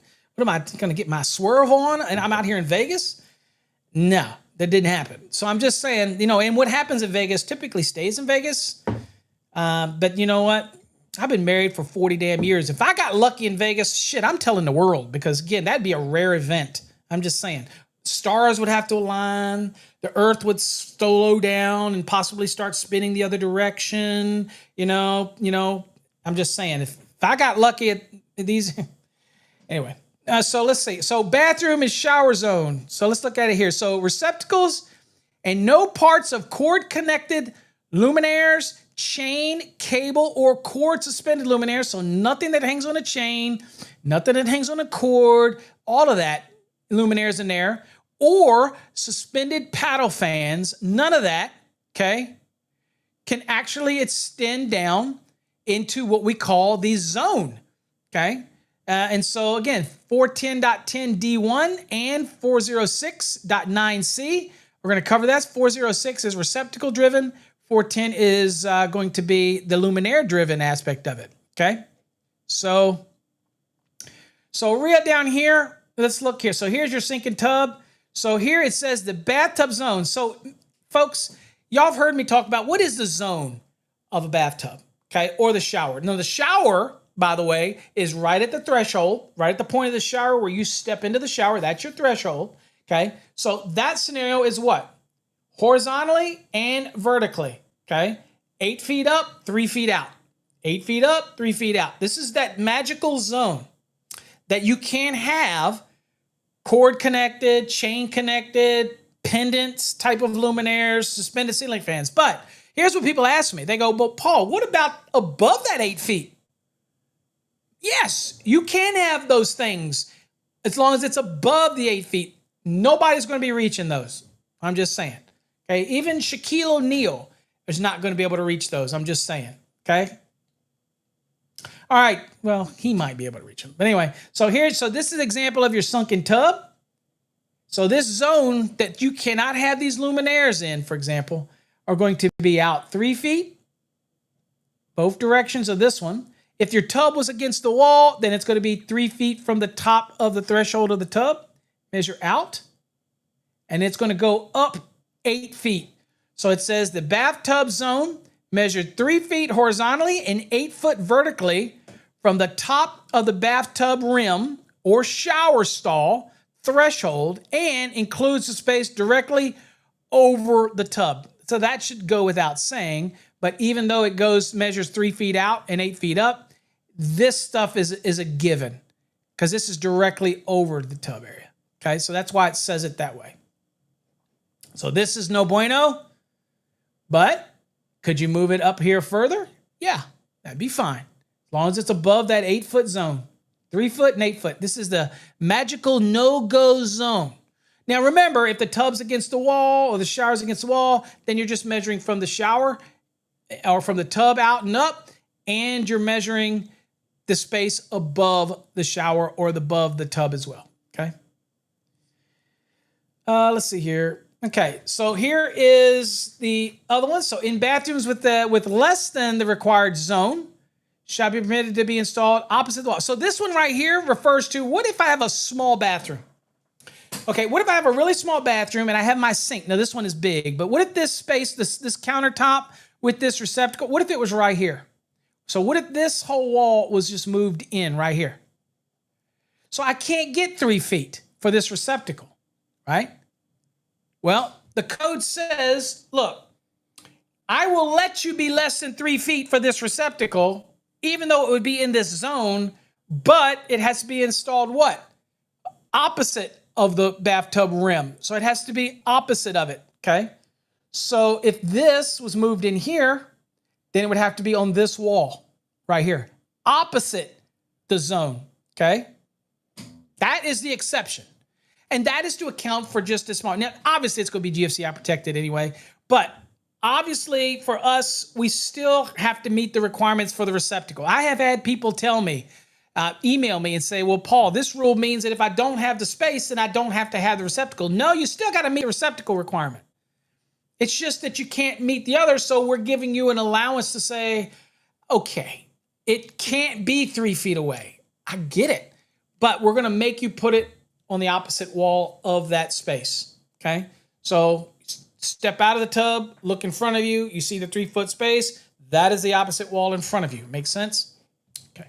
It's not brain surgery, but again, sometimes we have to say it, okay? But it also is the farthest wall, so this would be the farthest wall, okay? All right, so bathtub and shower, we're still looking at. All right, what about recess lights? People say, all right, showers, bathtub areas, well, what about recess lights? Okay, well, recess lights, surface-mounted lights, and exhaust fans are permitted within the bathtub zone, okay? Exposed, normally non-current carrying metal parts must be connected to an equipment grounded conductor in accordance with 250.110. So in this zone, it's not pendant, it's not hanging, okay? So surface-mounted, exhaust fans can be in this zone. We did get a change, folks, for the 2023 because inside of these exhaust fans, a lot of times there's a receptacle. And so that receptacle within this zone, technically, I would say it's up into the ceiling, but anyway. So we put an exception there that says, oh, you know what? Don't worry about that receptacle. That's fine. It's just where the fan plugs into. It ain't like some Nimrod's going to pull that down so they can plug something in. But you know what?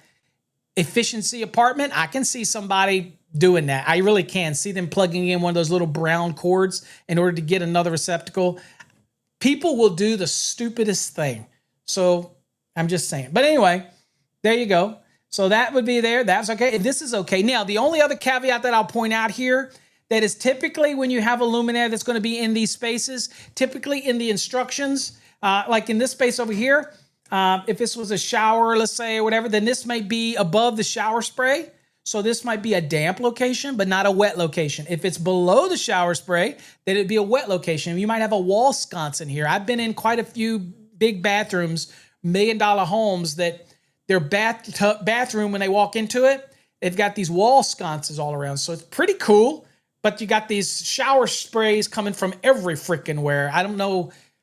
It seems like that would be inefficient. Even though it is coming from everywhere and they got so many heads, it just seems like, what a waste of water. I'm going there. I want to wash my butt crack, clean my face, not in that order, by the way, and then get out of there. But I guess some people like to go in a shower and just chill out for a long time. I've never been that kind of guy. I'm in and out, okay? But hey, to each his own. All right, so anyway, a lot of times also, if it's in a damp, you'll take a recess, you'll put a trim on it that will have a grommet on it or a gasket or a seal, and that will turn it into a damp location rated, and that's perfectly fine, okay? Now, this is outside, okay? So again, this is fine, this is fine. By the way, a bathroom is not a wet location. I had somebody post the other day on the internet, and I think Angry sent it to me, whereas a guy was putting receptacles under a counter in a kitchen where the P-trap's at and all this stuff's at, and he said it was a wet location. Dude, it is not a wet location. No more than the bathroom is a wet location. It's not.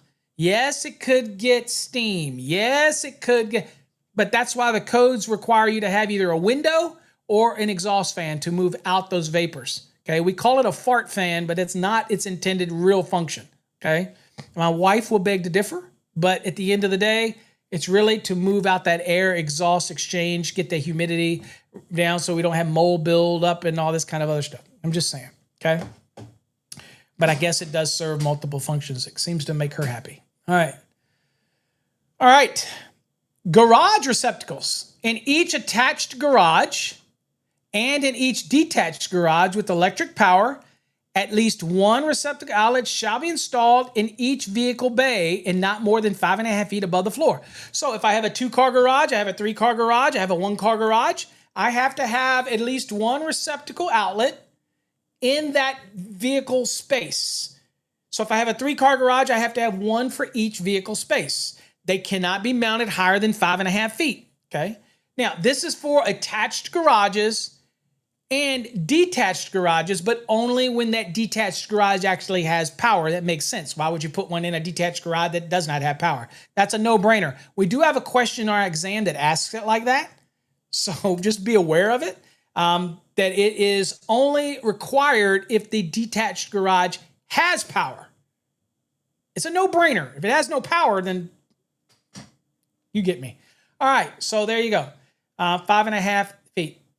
And that is 210.52G1, by the way. That's where you see that requirement. Okay?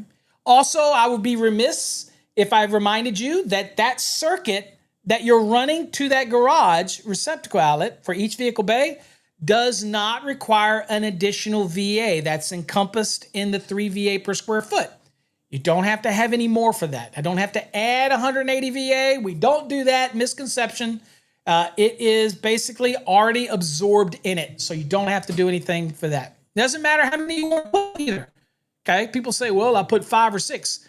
Okay, are you going to actually use 5 or 6 of them at the same time? No, you're not. Diversity, baby. It's a beautiful thing. All right, so what about laundry equipment receptacles? So, all right, again, laundry equipment receptacles shall not be counted as required garage receptacles. So if you happen to have a laundry circuit and you happen to have a receptacle out there for your laundry, that is not going to meet the requirement for each vehicle space, okay? But that is a requirement to have your at least one for your laundry circuit, okay? And also, by the way, the laundry circuit does require a calculation of 1,500 VA, okay? Let's see. In dwelling units, it says at least one receptacle outlet shall be installed in areas designated. Notice how it says areas designated for the installation of laundry equipment. So wherever you're putting your washing machine, a dryer doesn't qualify. You don't have to have a dryer, but you have to have a laundry circuit. And it's at least a 20 amp circuit for laundry. It's 1,500 VA. So it's an area. So wherever you're putting the laundry, the washer, then you would have to have at least one receptacle outlet for that. So you're following the rules of 210.11C2 for the laundry. You have at least one circuit. Now the caveat to this is if you have multifamily dwellings where they have a laundry facility on site, then you may or may not have a laundry circuit, because if it's not required to have that laundry receptacle if there isn't a laundry circuit. And if there isn't a laundry circuit because the code doesn't require one, because a multifamily building has a laundry facility on site. Okay, now, does that mean that you can't add one if you want? If you're the design professional and you want to include a laundry, it's just 1,500 VA. Sure, go ahead, do it. But you're not required. Again, if you don't understand all that, we explain that in our Fast Tracks program when you get to Unit 11, which deals with multifamily buildings, okay? Receptacles are not readily accessible, must have GFCI protection for personnel. All right, so again, reminding you that even if you were to have a garage and the garage requires GFCI protection, you cannot put the GFCI device receptacle type in the ceiling. It would not be readily accessible. You have to use a ladder to get to it. Not going to work. No bueno. Doesn't meet the definition of readily accessible. The same as I'm going to tell you, folks, putting the receptacle behind a refrigerator and having it be a GFCI type receptacle is not readily accessible. If I have to move an object to get to it, even though it may be on wheels, it is not readily accessible. Also, I'm going to give you one more opinion, and you can agree to disagree. Putting a GFCI receptacle underneath the cabinet in the kitchen is not readily accessible because you have to climb under to get in it, okay? We're not a contortionist. You're going to have to go under. Plus, you're probably going to have to remove some obstacles, okay? So at the end of the day, I do not consider that readily accessible. But if you want to argue that out with your AHJ, you do you, boo. But that's not where I'm going to put the receptacle, okay? I'm going to find somewhere else to do it, whether it's a breaker or somewhere upstream in a receptacle before it gets there. I'm not going to be doing that, okay? In a rare case, I had somebody one time have to run a circuit, and they cut in for they ran a disposer circuit, but it was an old panel. And they said, Paul, this is what I did. And I said, all right, what did you do? They ran the circuit. They put a 2-gang box near the sink so they can have the switch for the disposer. And then they had a space beside it. I said, well, what's that space beside it for? He said, because I put a faceless GFCI in there. And on the load side of that, I hit the receptacle that was the disconnect switch for the garbage disposer. And that was his choice because he did not want to put the GFCI in the panel, that type of scenario. And that's just how he did it. And that type of scenario. And the reason he did that was because the circuit was adding that receptacle that was under the sink was within 6 feet of the sink. So it had to have GFCI protection. That is before now all receptacles in a kitchen require GFCI protection. This was in the previous cycle. So that's the only way he could get that protection. He just couldn't do it in the panel because of the, it wasn't, I don't know what his reason was, but that's what he did. But he asked me, can I put the receptacle down down underneath? And I'm like, I don't believe you can in my interpretation of it, because I believe that, and my old rule was, if my 80-year-old grandmother, she's been dead a long time ago, but if she has to crawl down on her knees to get down to do that testing that's required every month, and we know you all test these things every month, right? So in that case, I don't consider it readily accessible. That's my opinion. You can agree to disagree. Let's go. All right, so here's your garage. A lot of receptacles in here. Okay, here's my laundry area. It's still in a garage, but that's where they put the washer and dryer. So that is my laundry area. Okay, so in this case, all 125 volt through 250 volt receptacles installed in the location specified in 210.8A through A12.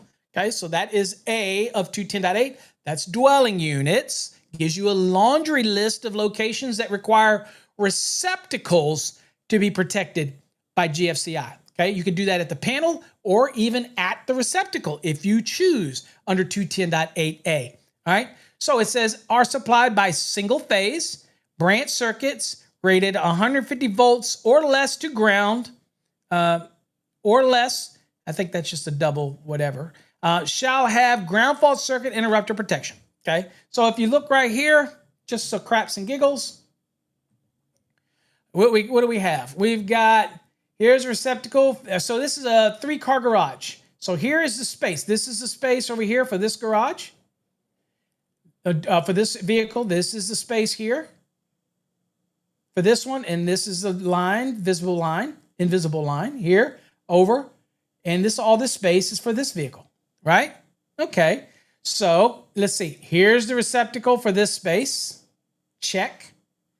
Here's the receptacle for this space. Check. Here's the receptacle. That's something else. Here's the receptacle for this space. Check. Here's the washer and dryer. So this is the laundry area. So there's the GFCI. Okay. Right here. Check. Okay. Let's see what else. Let's see here. We've got right here. This happens to be the sump pump. People say, oh no, don't you dare put a GFCI on the sump pump.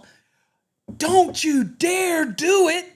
Yeah, you do it right here. You put the GFCI on the sump pump because the code tells you. I don't care about the water. I don't care about that. That can be pumped out. I grew up in a house that the basement flooded all the time.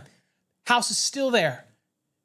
A house is 80 years old, still there. We did pump the water out, put in the damn, at least this has a sump pump. You go, but what happens if the sump pump fails? Doesn't matter. I don't care your personal opinion. I don't care. If you're really worried about it, put a GFCI with an alarm on it that sets out, that a horn goes off when you lose power. Okay? Then you can run in there with your battery backup thing and plug it in temporarily if it makes you feel warm and fuzzy. Okay? GFCI is required. Over here, right here, freezer chest. It's a receptacle. It's in the garage. GFCI protected. Hey, look at these receptacles in the ceiling for garage door openers. They're receptacles. They're in the ceiling. They're in the garage. Guess what? GFCI protected. Okay? Makes sense? All right. Here you go, right here. Receptacle outlet for a 30 amp air compressor. It's in the garage. Guess what? GFCI protected. Makes sense? GFCI protected. We have to make those GFCI manufacturers some money. They're hurting right now. They're hurting. Okay. Yeah. It's in the code. It's been in the code for quite a while, Paul. Yep. All right. So let's go here. All right. Let's see here. Where are we at here? Let's see here. Where are we at? Where are we at? Where was I at here? Okay. So that's all. So we got all that type of stuff. Okay. Oh, so what does he say? Somebody says, does a washer need to be AFCI in the garage? Okay. Well, that means we got to go look at what? 210.12. Great observation. Great observation, Jonathan. You're on the ball. You are preparing for your exam. All right. So let's go and see what it says. That's the laundry area, right? All right. Well, let's go see what it says in 210.12. Boom. AFCI. Let's see here. So let's go look at the areas. All right. So what does it say here? It says dwelling units. Now we're talking about the branch circuit. Okay. So that's going to be protecting the branch circuit, not receptacle specific, but it's the branch circuit. It says supplying outlets or devices installed in the following locations. Well, let's see what we got here. Whoa, look at here. What does 13 say, Jonathan? Laundry area. Even though it's in a garage, remember, that's why we use the term area, right? Because the area where that laundry is and where that laundry circuit is ran, guess what? Is also the laundry area. So guess what?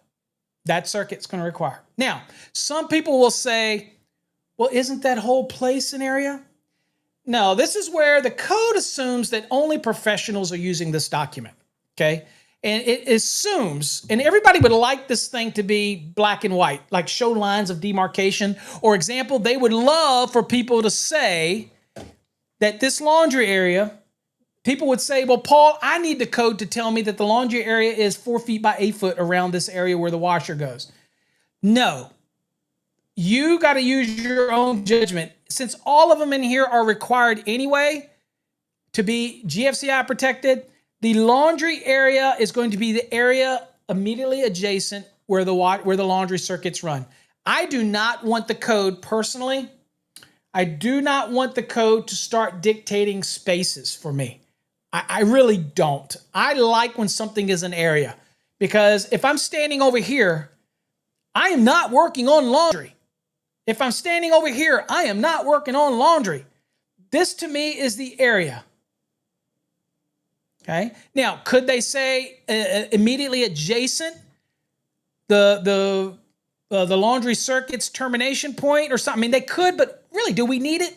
Do we really need it? Okay. I know that you know that I know that you know that you know that I know that I know that you know that you don't want to put AFCI on this shit anyway. So be careful what you ask for, because if they're listening, we're all going to start paying for it. I'm just saying. I'm just saying. Be careful. We always should be careful. All right, lighting. All right, let's talk about lighting. So at least one wall switch controlled lighting outlet is required to be provide illumination on the exterior side of an outside entrance or exit with grade level access to a garage. Now, this is one where people get this wrong all the time. You do not count the garage door as an entrance or an exit. Only physical entrance and exits from the garage, not the garage door. You may have a garage with only one entrance into it. I did. Back in Texas, I only had the garage door. Now, I had floodlights, but the floodlights were not required because of the garage door. Okay? I had a front door and it already had a light there, so I didn't need to have the garage light, but most people do. You have to have it for any entrance and egress to the garage, but the garage door does not count. So, 3-car garage, all it has is 3 openings. You're not required to illuminate those garage doors. You're not. But most of you do, because it makes sense to do that. So you can see what you're doing when you're backing in or whatever into the garage at night. It makes sense, right? Although, backup lights on your car probably do fine. But if there's a door on the side of your garage, then it does require a wall switch controlled lighting outlet, okay? Whether it's over it, on the side of it, whatever. But could I have a floodlight that also illuminates that entrance and it not be right at the door? Absolutely you can. That's fine. That's not a problem at all. Now, again, we remind you the vehicle garage door is not considered an outside entrance or exit and therefore does not require a wall switch control lighting outlet. That says that in 210.70A22. Pause, or don't pause because this is live, but in the replay, pause, go read it, and you'll see what we're talking about. It says it in black and white. Now, a lighting outlet installed to provide illumination for the general area, basement, garages, and etc., may also serve as the equipment lighting provided is located at or near the equipment. So crawl spaces, garages, basements, things like that. If you have equipment that requires servicing and say it's unfinished, you still have to have illumination to service that equipment. However, if you have illumination for that area anyway, then it can serve as the illumination for that servicing as well as for the area. The only caveat I'll tell you here, guys, is when you're designing stuff, if you have your lighting outlet for your basement is far away from your equipment, then you need to add additional lighting, because I will argue that it is not located in enough to service this equipment. So if it's behind you, then what's going to happen is that you're going to block all of that light. And the last thing that you want to do is be working on a piece of equipment and have somebody come in, you're working on it, right? And a homeowner comes in while you're working on it. Your wife's upstairs, the husband's out working in the yard, cutting grass. You've been called because they're burning hot. He's going to be coming in hot and sweaty. The AC's not working. You're an electrician. You're out there, or somebody's out there working on it. And they come in this door right here, turn this damn light off when they don't pay attention to it. It might be on, but they turn it off. And you're knee deep in this thing. Well, hopefully you got the disconnect and you got it cut off. But I'm just saying, these rules are to protect you and the service people. That's it. So again, the illumination's required, but we also have to have illumination for the workspace, okay? Now, all 125 volt through 250 volt receptacles installed in the location specified, again, 210.8 A1 through A12, get used to that, and supplied by single-phase branch circuits rated 150 volts or less to ground, shall have ground fault circuit interrupter protection and for personnel. I'm going to remind you folks, for those that may not know, maybe apprentices, first-year people, I don't know who's watching, 240-volt branch circuit that's going to a 250-volt rated receptacle, that 250 is a NEMA rating. That is 150 volts or less to ground, okay? Because you take just one line to ground, okay? That's going to be 120 volts. Line to line is 240, okay? Remember, it's not phase to phase. It's line to line because we are single phase, so there's only one phase. So it's not phase to phase because that would be a three-phase or a polyphase system. You're not dealing with that. So it's never phase to phase on a single phase, just line to line or leg to leg, okay? Just so we know, I'm just saying. All right, disconnecting means for permanently connected appliances. So wherever you do have this water heater, let's say, this is a permanently connected appliance here. It's going to a junction box and coming straight out. You may not even have the junction box. It may, the panel's near it or within sight. It may just come straight out of the wall and come over to the water heater. Is that okay? Sure, that'd be fine as long as the disconnecting means is not required, as long as it is within 50 feet and in sight, okay? So it has to be within 50 feet and be seen within sight while working on the appliance. If you had this weird basement where it's around the corner, and obviously the panel's over here, but around the corner is the water heater. I'm just using the water heater as an example. And it is within 50 feet, but I can't see the disconnecting means from it. So all you got to do is go to the appliance and turn around and say, can I see that disconnecting means? If the answer is no, I cannot, sir, well, then you're going to have a problem. Then you're going to need to install a disconnect here, or if it's of a certain size, you may be able to get away with a locking device that would go on the actual panel, okay? So you got different allowances in the code. So again, you could use the breaker as the disconnect if it's within sight and it's not more than 50 feet. In a residential, it's probably not going to be more than 50 feet. But I'll use another example. If this water heater, my house in Texas, the water heater, and I hated this. I don't have this now. My water heater was on the second floor in a closet area. And it was over top of the garage. And the panel was in the garage. So the water heater was up there.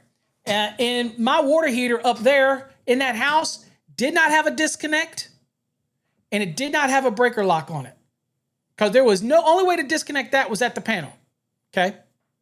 So again, I rectified that issue. A simple pull out's all you need. I put it up there as I didn't want to put crap on I didn't want to do anything on my panel. It was easier for me to do it. And I think it was years ago I shot a video doing it. I have no idea where that video is. It was 10 years ago. But I showed how to install that up there. It was perfectly fine how I installed it. I had plenty of space, plenty of working space. Everything was good. And so in that scenario, it was obviously more than 50 feet. Well, probably not more than 50 feet as a crow flies, but I obviously couldn't see it. So again, they were able to accept it. All right, say a permanently connected appliance requires a means of simultaneously disconnect all underground hot conductors from the appliance to as 422.30. If you're not familiar with 422, that is the appliances article, by the way. Okay, there you go. All right. So now for craps and giggles, though, I will take you to the code just to show you 422, to show you some allowances for those disconnecting means, because I know people ask me all the time about those. So I just go there real quick, show you this. Hold on, I should have gone right there. Okay, so let's go down. So we're down here in the disconnects right here. So here's disconnecting means right here, part 3, right? And since it was talking about 31, we'll look at the disconnect requirements. So here's your disconnect requirements, by the way. For rated not over 300 volt amperes or over 1/8 horsepower, I'm going to tell you right now the water heater will be. So it's not going to be there. So it's going to be here, okay? Appliances rated over 300 VA. And I'm going to tell you right now, your water heater is an appliance. That's why you add it into your calculation for appliances when you're doing a load calculation, okay? So it says for permanently connected appliances rated over 300 VA, the branch circuit switch or circuit breaker, by the way, that's back of the panel, shall be permitted, not required, you can have a disconnect, shall be permitted to serve as the disconnecting means where the switch or circuit breaker is within sight of the appliance. Or, that's a big or, okay? So people know the power of or. So again, I can use a circuit breaker if in that panel or a switch of some type. If it's within sight, that's fine. Or be capable of being locked in the open position in compliance with 110.25. So as long as you can meet these requirements, again, lockable. The disconnecting means required to be lockable elsewhere in the code, shall be capable of being locked in the open position. Open means turned off, so it's not a complete circuit. So as I told you before, I didn't want to put one of those in my panel because I wanted to do a video, so I put a disconnect. But anyway, you get the point, okay? So you do have allowances, all right? All right, we're going to stop there today when it comes to that because we'll finish with the detached garages, accessory buildings. We'll finish the laundry areas, attic spaces, crawl spaces. We'll do all that in tomorrow's episode. And that'll finish up these dwelling goodies, these little low-hanging fruit things. So again, if you have your questions about laundry area, questions about crawl space, attic spaces, all those type of things, underfloor spaces, accessory buildings, detached garages, what you can have, what you can't, whether you got a ground rods, whether or not you can just run a branch circuit out there. Those are a lot of questions. If you have these questions, send them to us at paulabernathy.com, or if it's germane to the topic, you most certainly can ask them during this episode, and I'll be happy to answer them. So that's tomorrow, so make sure you join us. Let's see here. Van says the one place you do not put smoke detectors is in the garage per NFPA. Okay, so this is a good thing to talk about, Van. NFPA will say not to, okay? But you could if you wanted. You're just going to get a bunch of false activations. And they're not considered smoke detectors in a dwelling. They're called smoke alarms. Do y'all know the difference between a smoke detector? And I know we call them what we call them. But do you know the difference between a smoke detector and a smoke alarm? A smoke alarm is, whether it's a single station or multi-station in a dwelling, it's self-audible. Means it detects the smoke and it sends an alarm off. It's not connected to any monitoring system. A smoke detector detects smoke and then it sends an alarm to some kind of a notification device through a fire alarm control unit or some type of system that will send audible or connect to an off-site monitoring system. Now, that doesn't mean that if I have my smoke alarm that is connected to a system, that doesn't necessarily make it a smoke detector. It's a smoke alarm if it puts off an alarm. It may have smoke detector functions, which means that it connects to some type of monitoring system. Most dwellings where you're going to run a branch circuit to it, and you're going to interconnect all those, like with a 14.3, and the white's used, and you're going to interconnect everything, right? Or the red is the interconnect. You're going to use the white and black for the circuit and the neutral. So in those scenarios, those are called fire or smoke alarms. They're not smoke detectors. There you go. Now you learned something today about those. So we call those smoke alarms. At the end of the day, we know what we're talking about. We know what you're talking about. We get you, Van. I know what you're talking about. That type of thing. Now, also, you make sure you read the manuals for these smoke alarms as well, right? Tomatoes, tomatoes, potatoes, potatoes. You know why it makes a difference, AJ? You know why it makes a difference? Because there are certain codes that will talk about smoke alarms. And another good example is 760. Because in 760, it says fire alarm systems. And if to be a fire alarm system, you have to have a fire alarm control unit. And so it goes out of this way to make sure that you understand that a smoke alarm is not a fire alarm system. And people will confuse that. So a smoke alarm is not part of a fire alarm system. It isn't. It's a standalone notification or alerting system.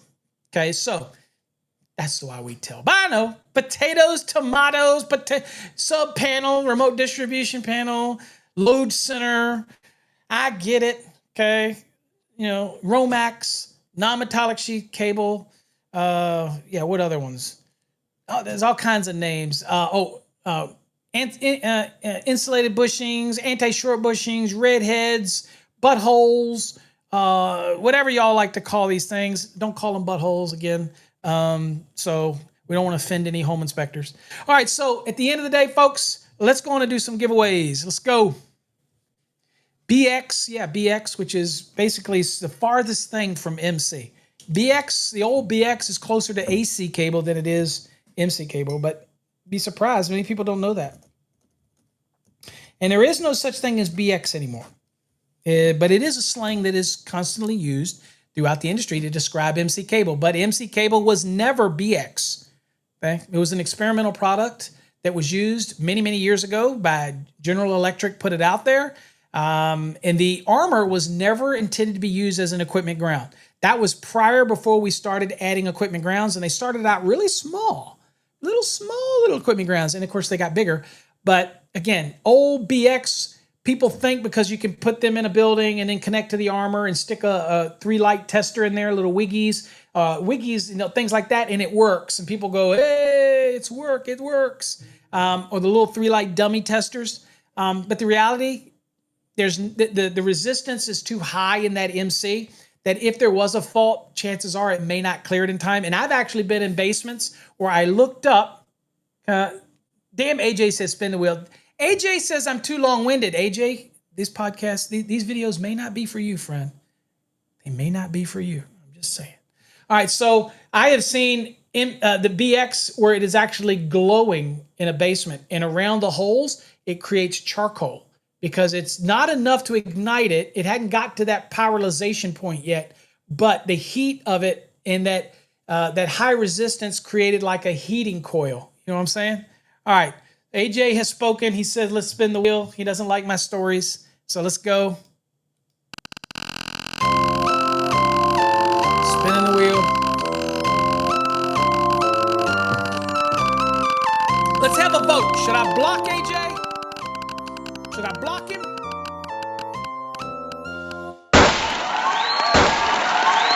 Well, look at here, Paul. Paul has been crying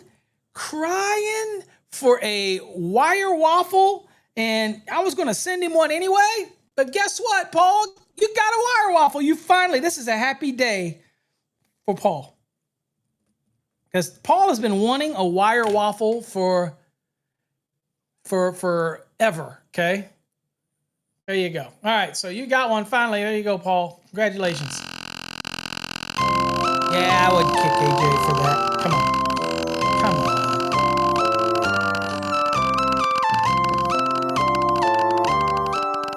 There you go. Paul got it. All right. Uh-oh. Oh, still rolling. We're going to have to do it again. Yes, you did, Paul. Oops. Sorry about that. It's got to lock down. It's got to lock down. All right, who else going to get another wire waffle? I think I got more. I'll know after today. Greg!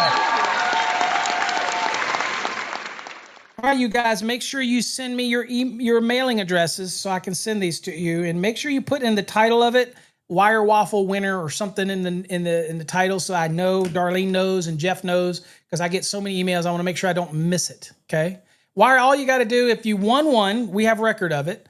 If you won one, all you got to do is, I tell you all the time, just email us and let us know. I've got tons of emails. I've got like 10 different damn emails you can use, or you can go to paulabernathy.com and do it through the portal.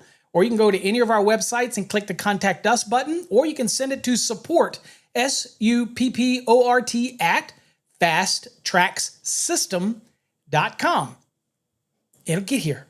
All right, so let's go. Another one. We got record. We got records of everything, so we're good, and we'll make sure you get it.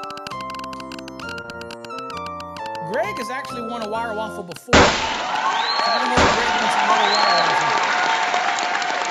But you're going to get one, Greg. Van Man. All right, Van Man. You have registered for the NFC promo. Congratulations. Let's go again.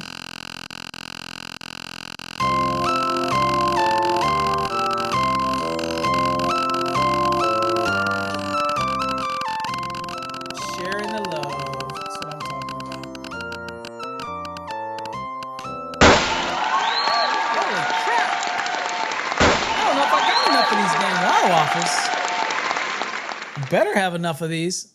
Okay. All right, so you know the routine there. I just went over to Anselmo. Send me your information, your mailing address, so that I can get you this wire waffle. All right, last spin here. Let's go.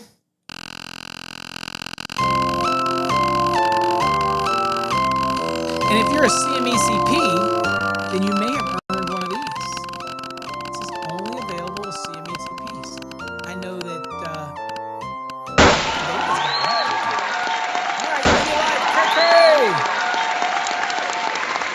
So, Cray, you're in the drawing for the mini knife.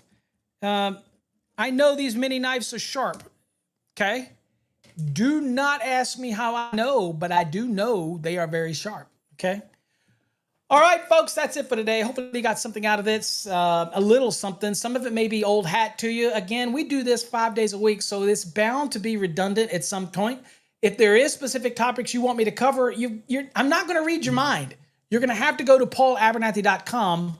And remember, don't request a topic that's just going to be for your need. Like, oh, I'm studying, I just want this little. Think bigger. Think something that everybody can benefit from, okay? Everybody can learn from. And that's how we would do upcoming episodes. I don't want it to be where I'm just teaching a lesson to one person. Be broad. So if you're going to ask for a request, be broad about it so that we all can learn something from the episode, okay? A little broad, but make sure you do specific. Don't say, hey, Paul, I'd like you to do a show on Article 250. Really? I mean, really? I'd be like, really? I'd be like, I'd be deleting that email. I'm just saying. All right, folks. Thanks for joining us. Until next time, stay safe. God bless. We'll catch you tomorrow. But remember, tomorrow is the last show of this week. Next week, I mean, the rest of the week, I'm going to be at NFPA. I'm going to be out in, where is it? Where is it at? Oh, Vegas. Vegas. You're not going to catch me out anywhere. I'm only going to be in Mandalay Bay, and I'm just going to be there going to the, just to the Knitman part of it. Okay. So that's where you'll catch me. If you want to catch me, have a drink, have a talk. Okay. I'm there. I'd love to meet you. If you're out there, that's your opportunity. Come on out. Love to catch up with you. Okay. Till next time, folks, stay safe. God bless. And we will catch you on tomorrow's episode of Coffee Hour, or in this case, plural, coffee hours. As always, I'm going to have to change the name. I'm going to have to add an S on that. Peace.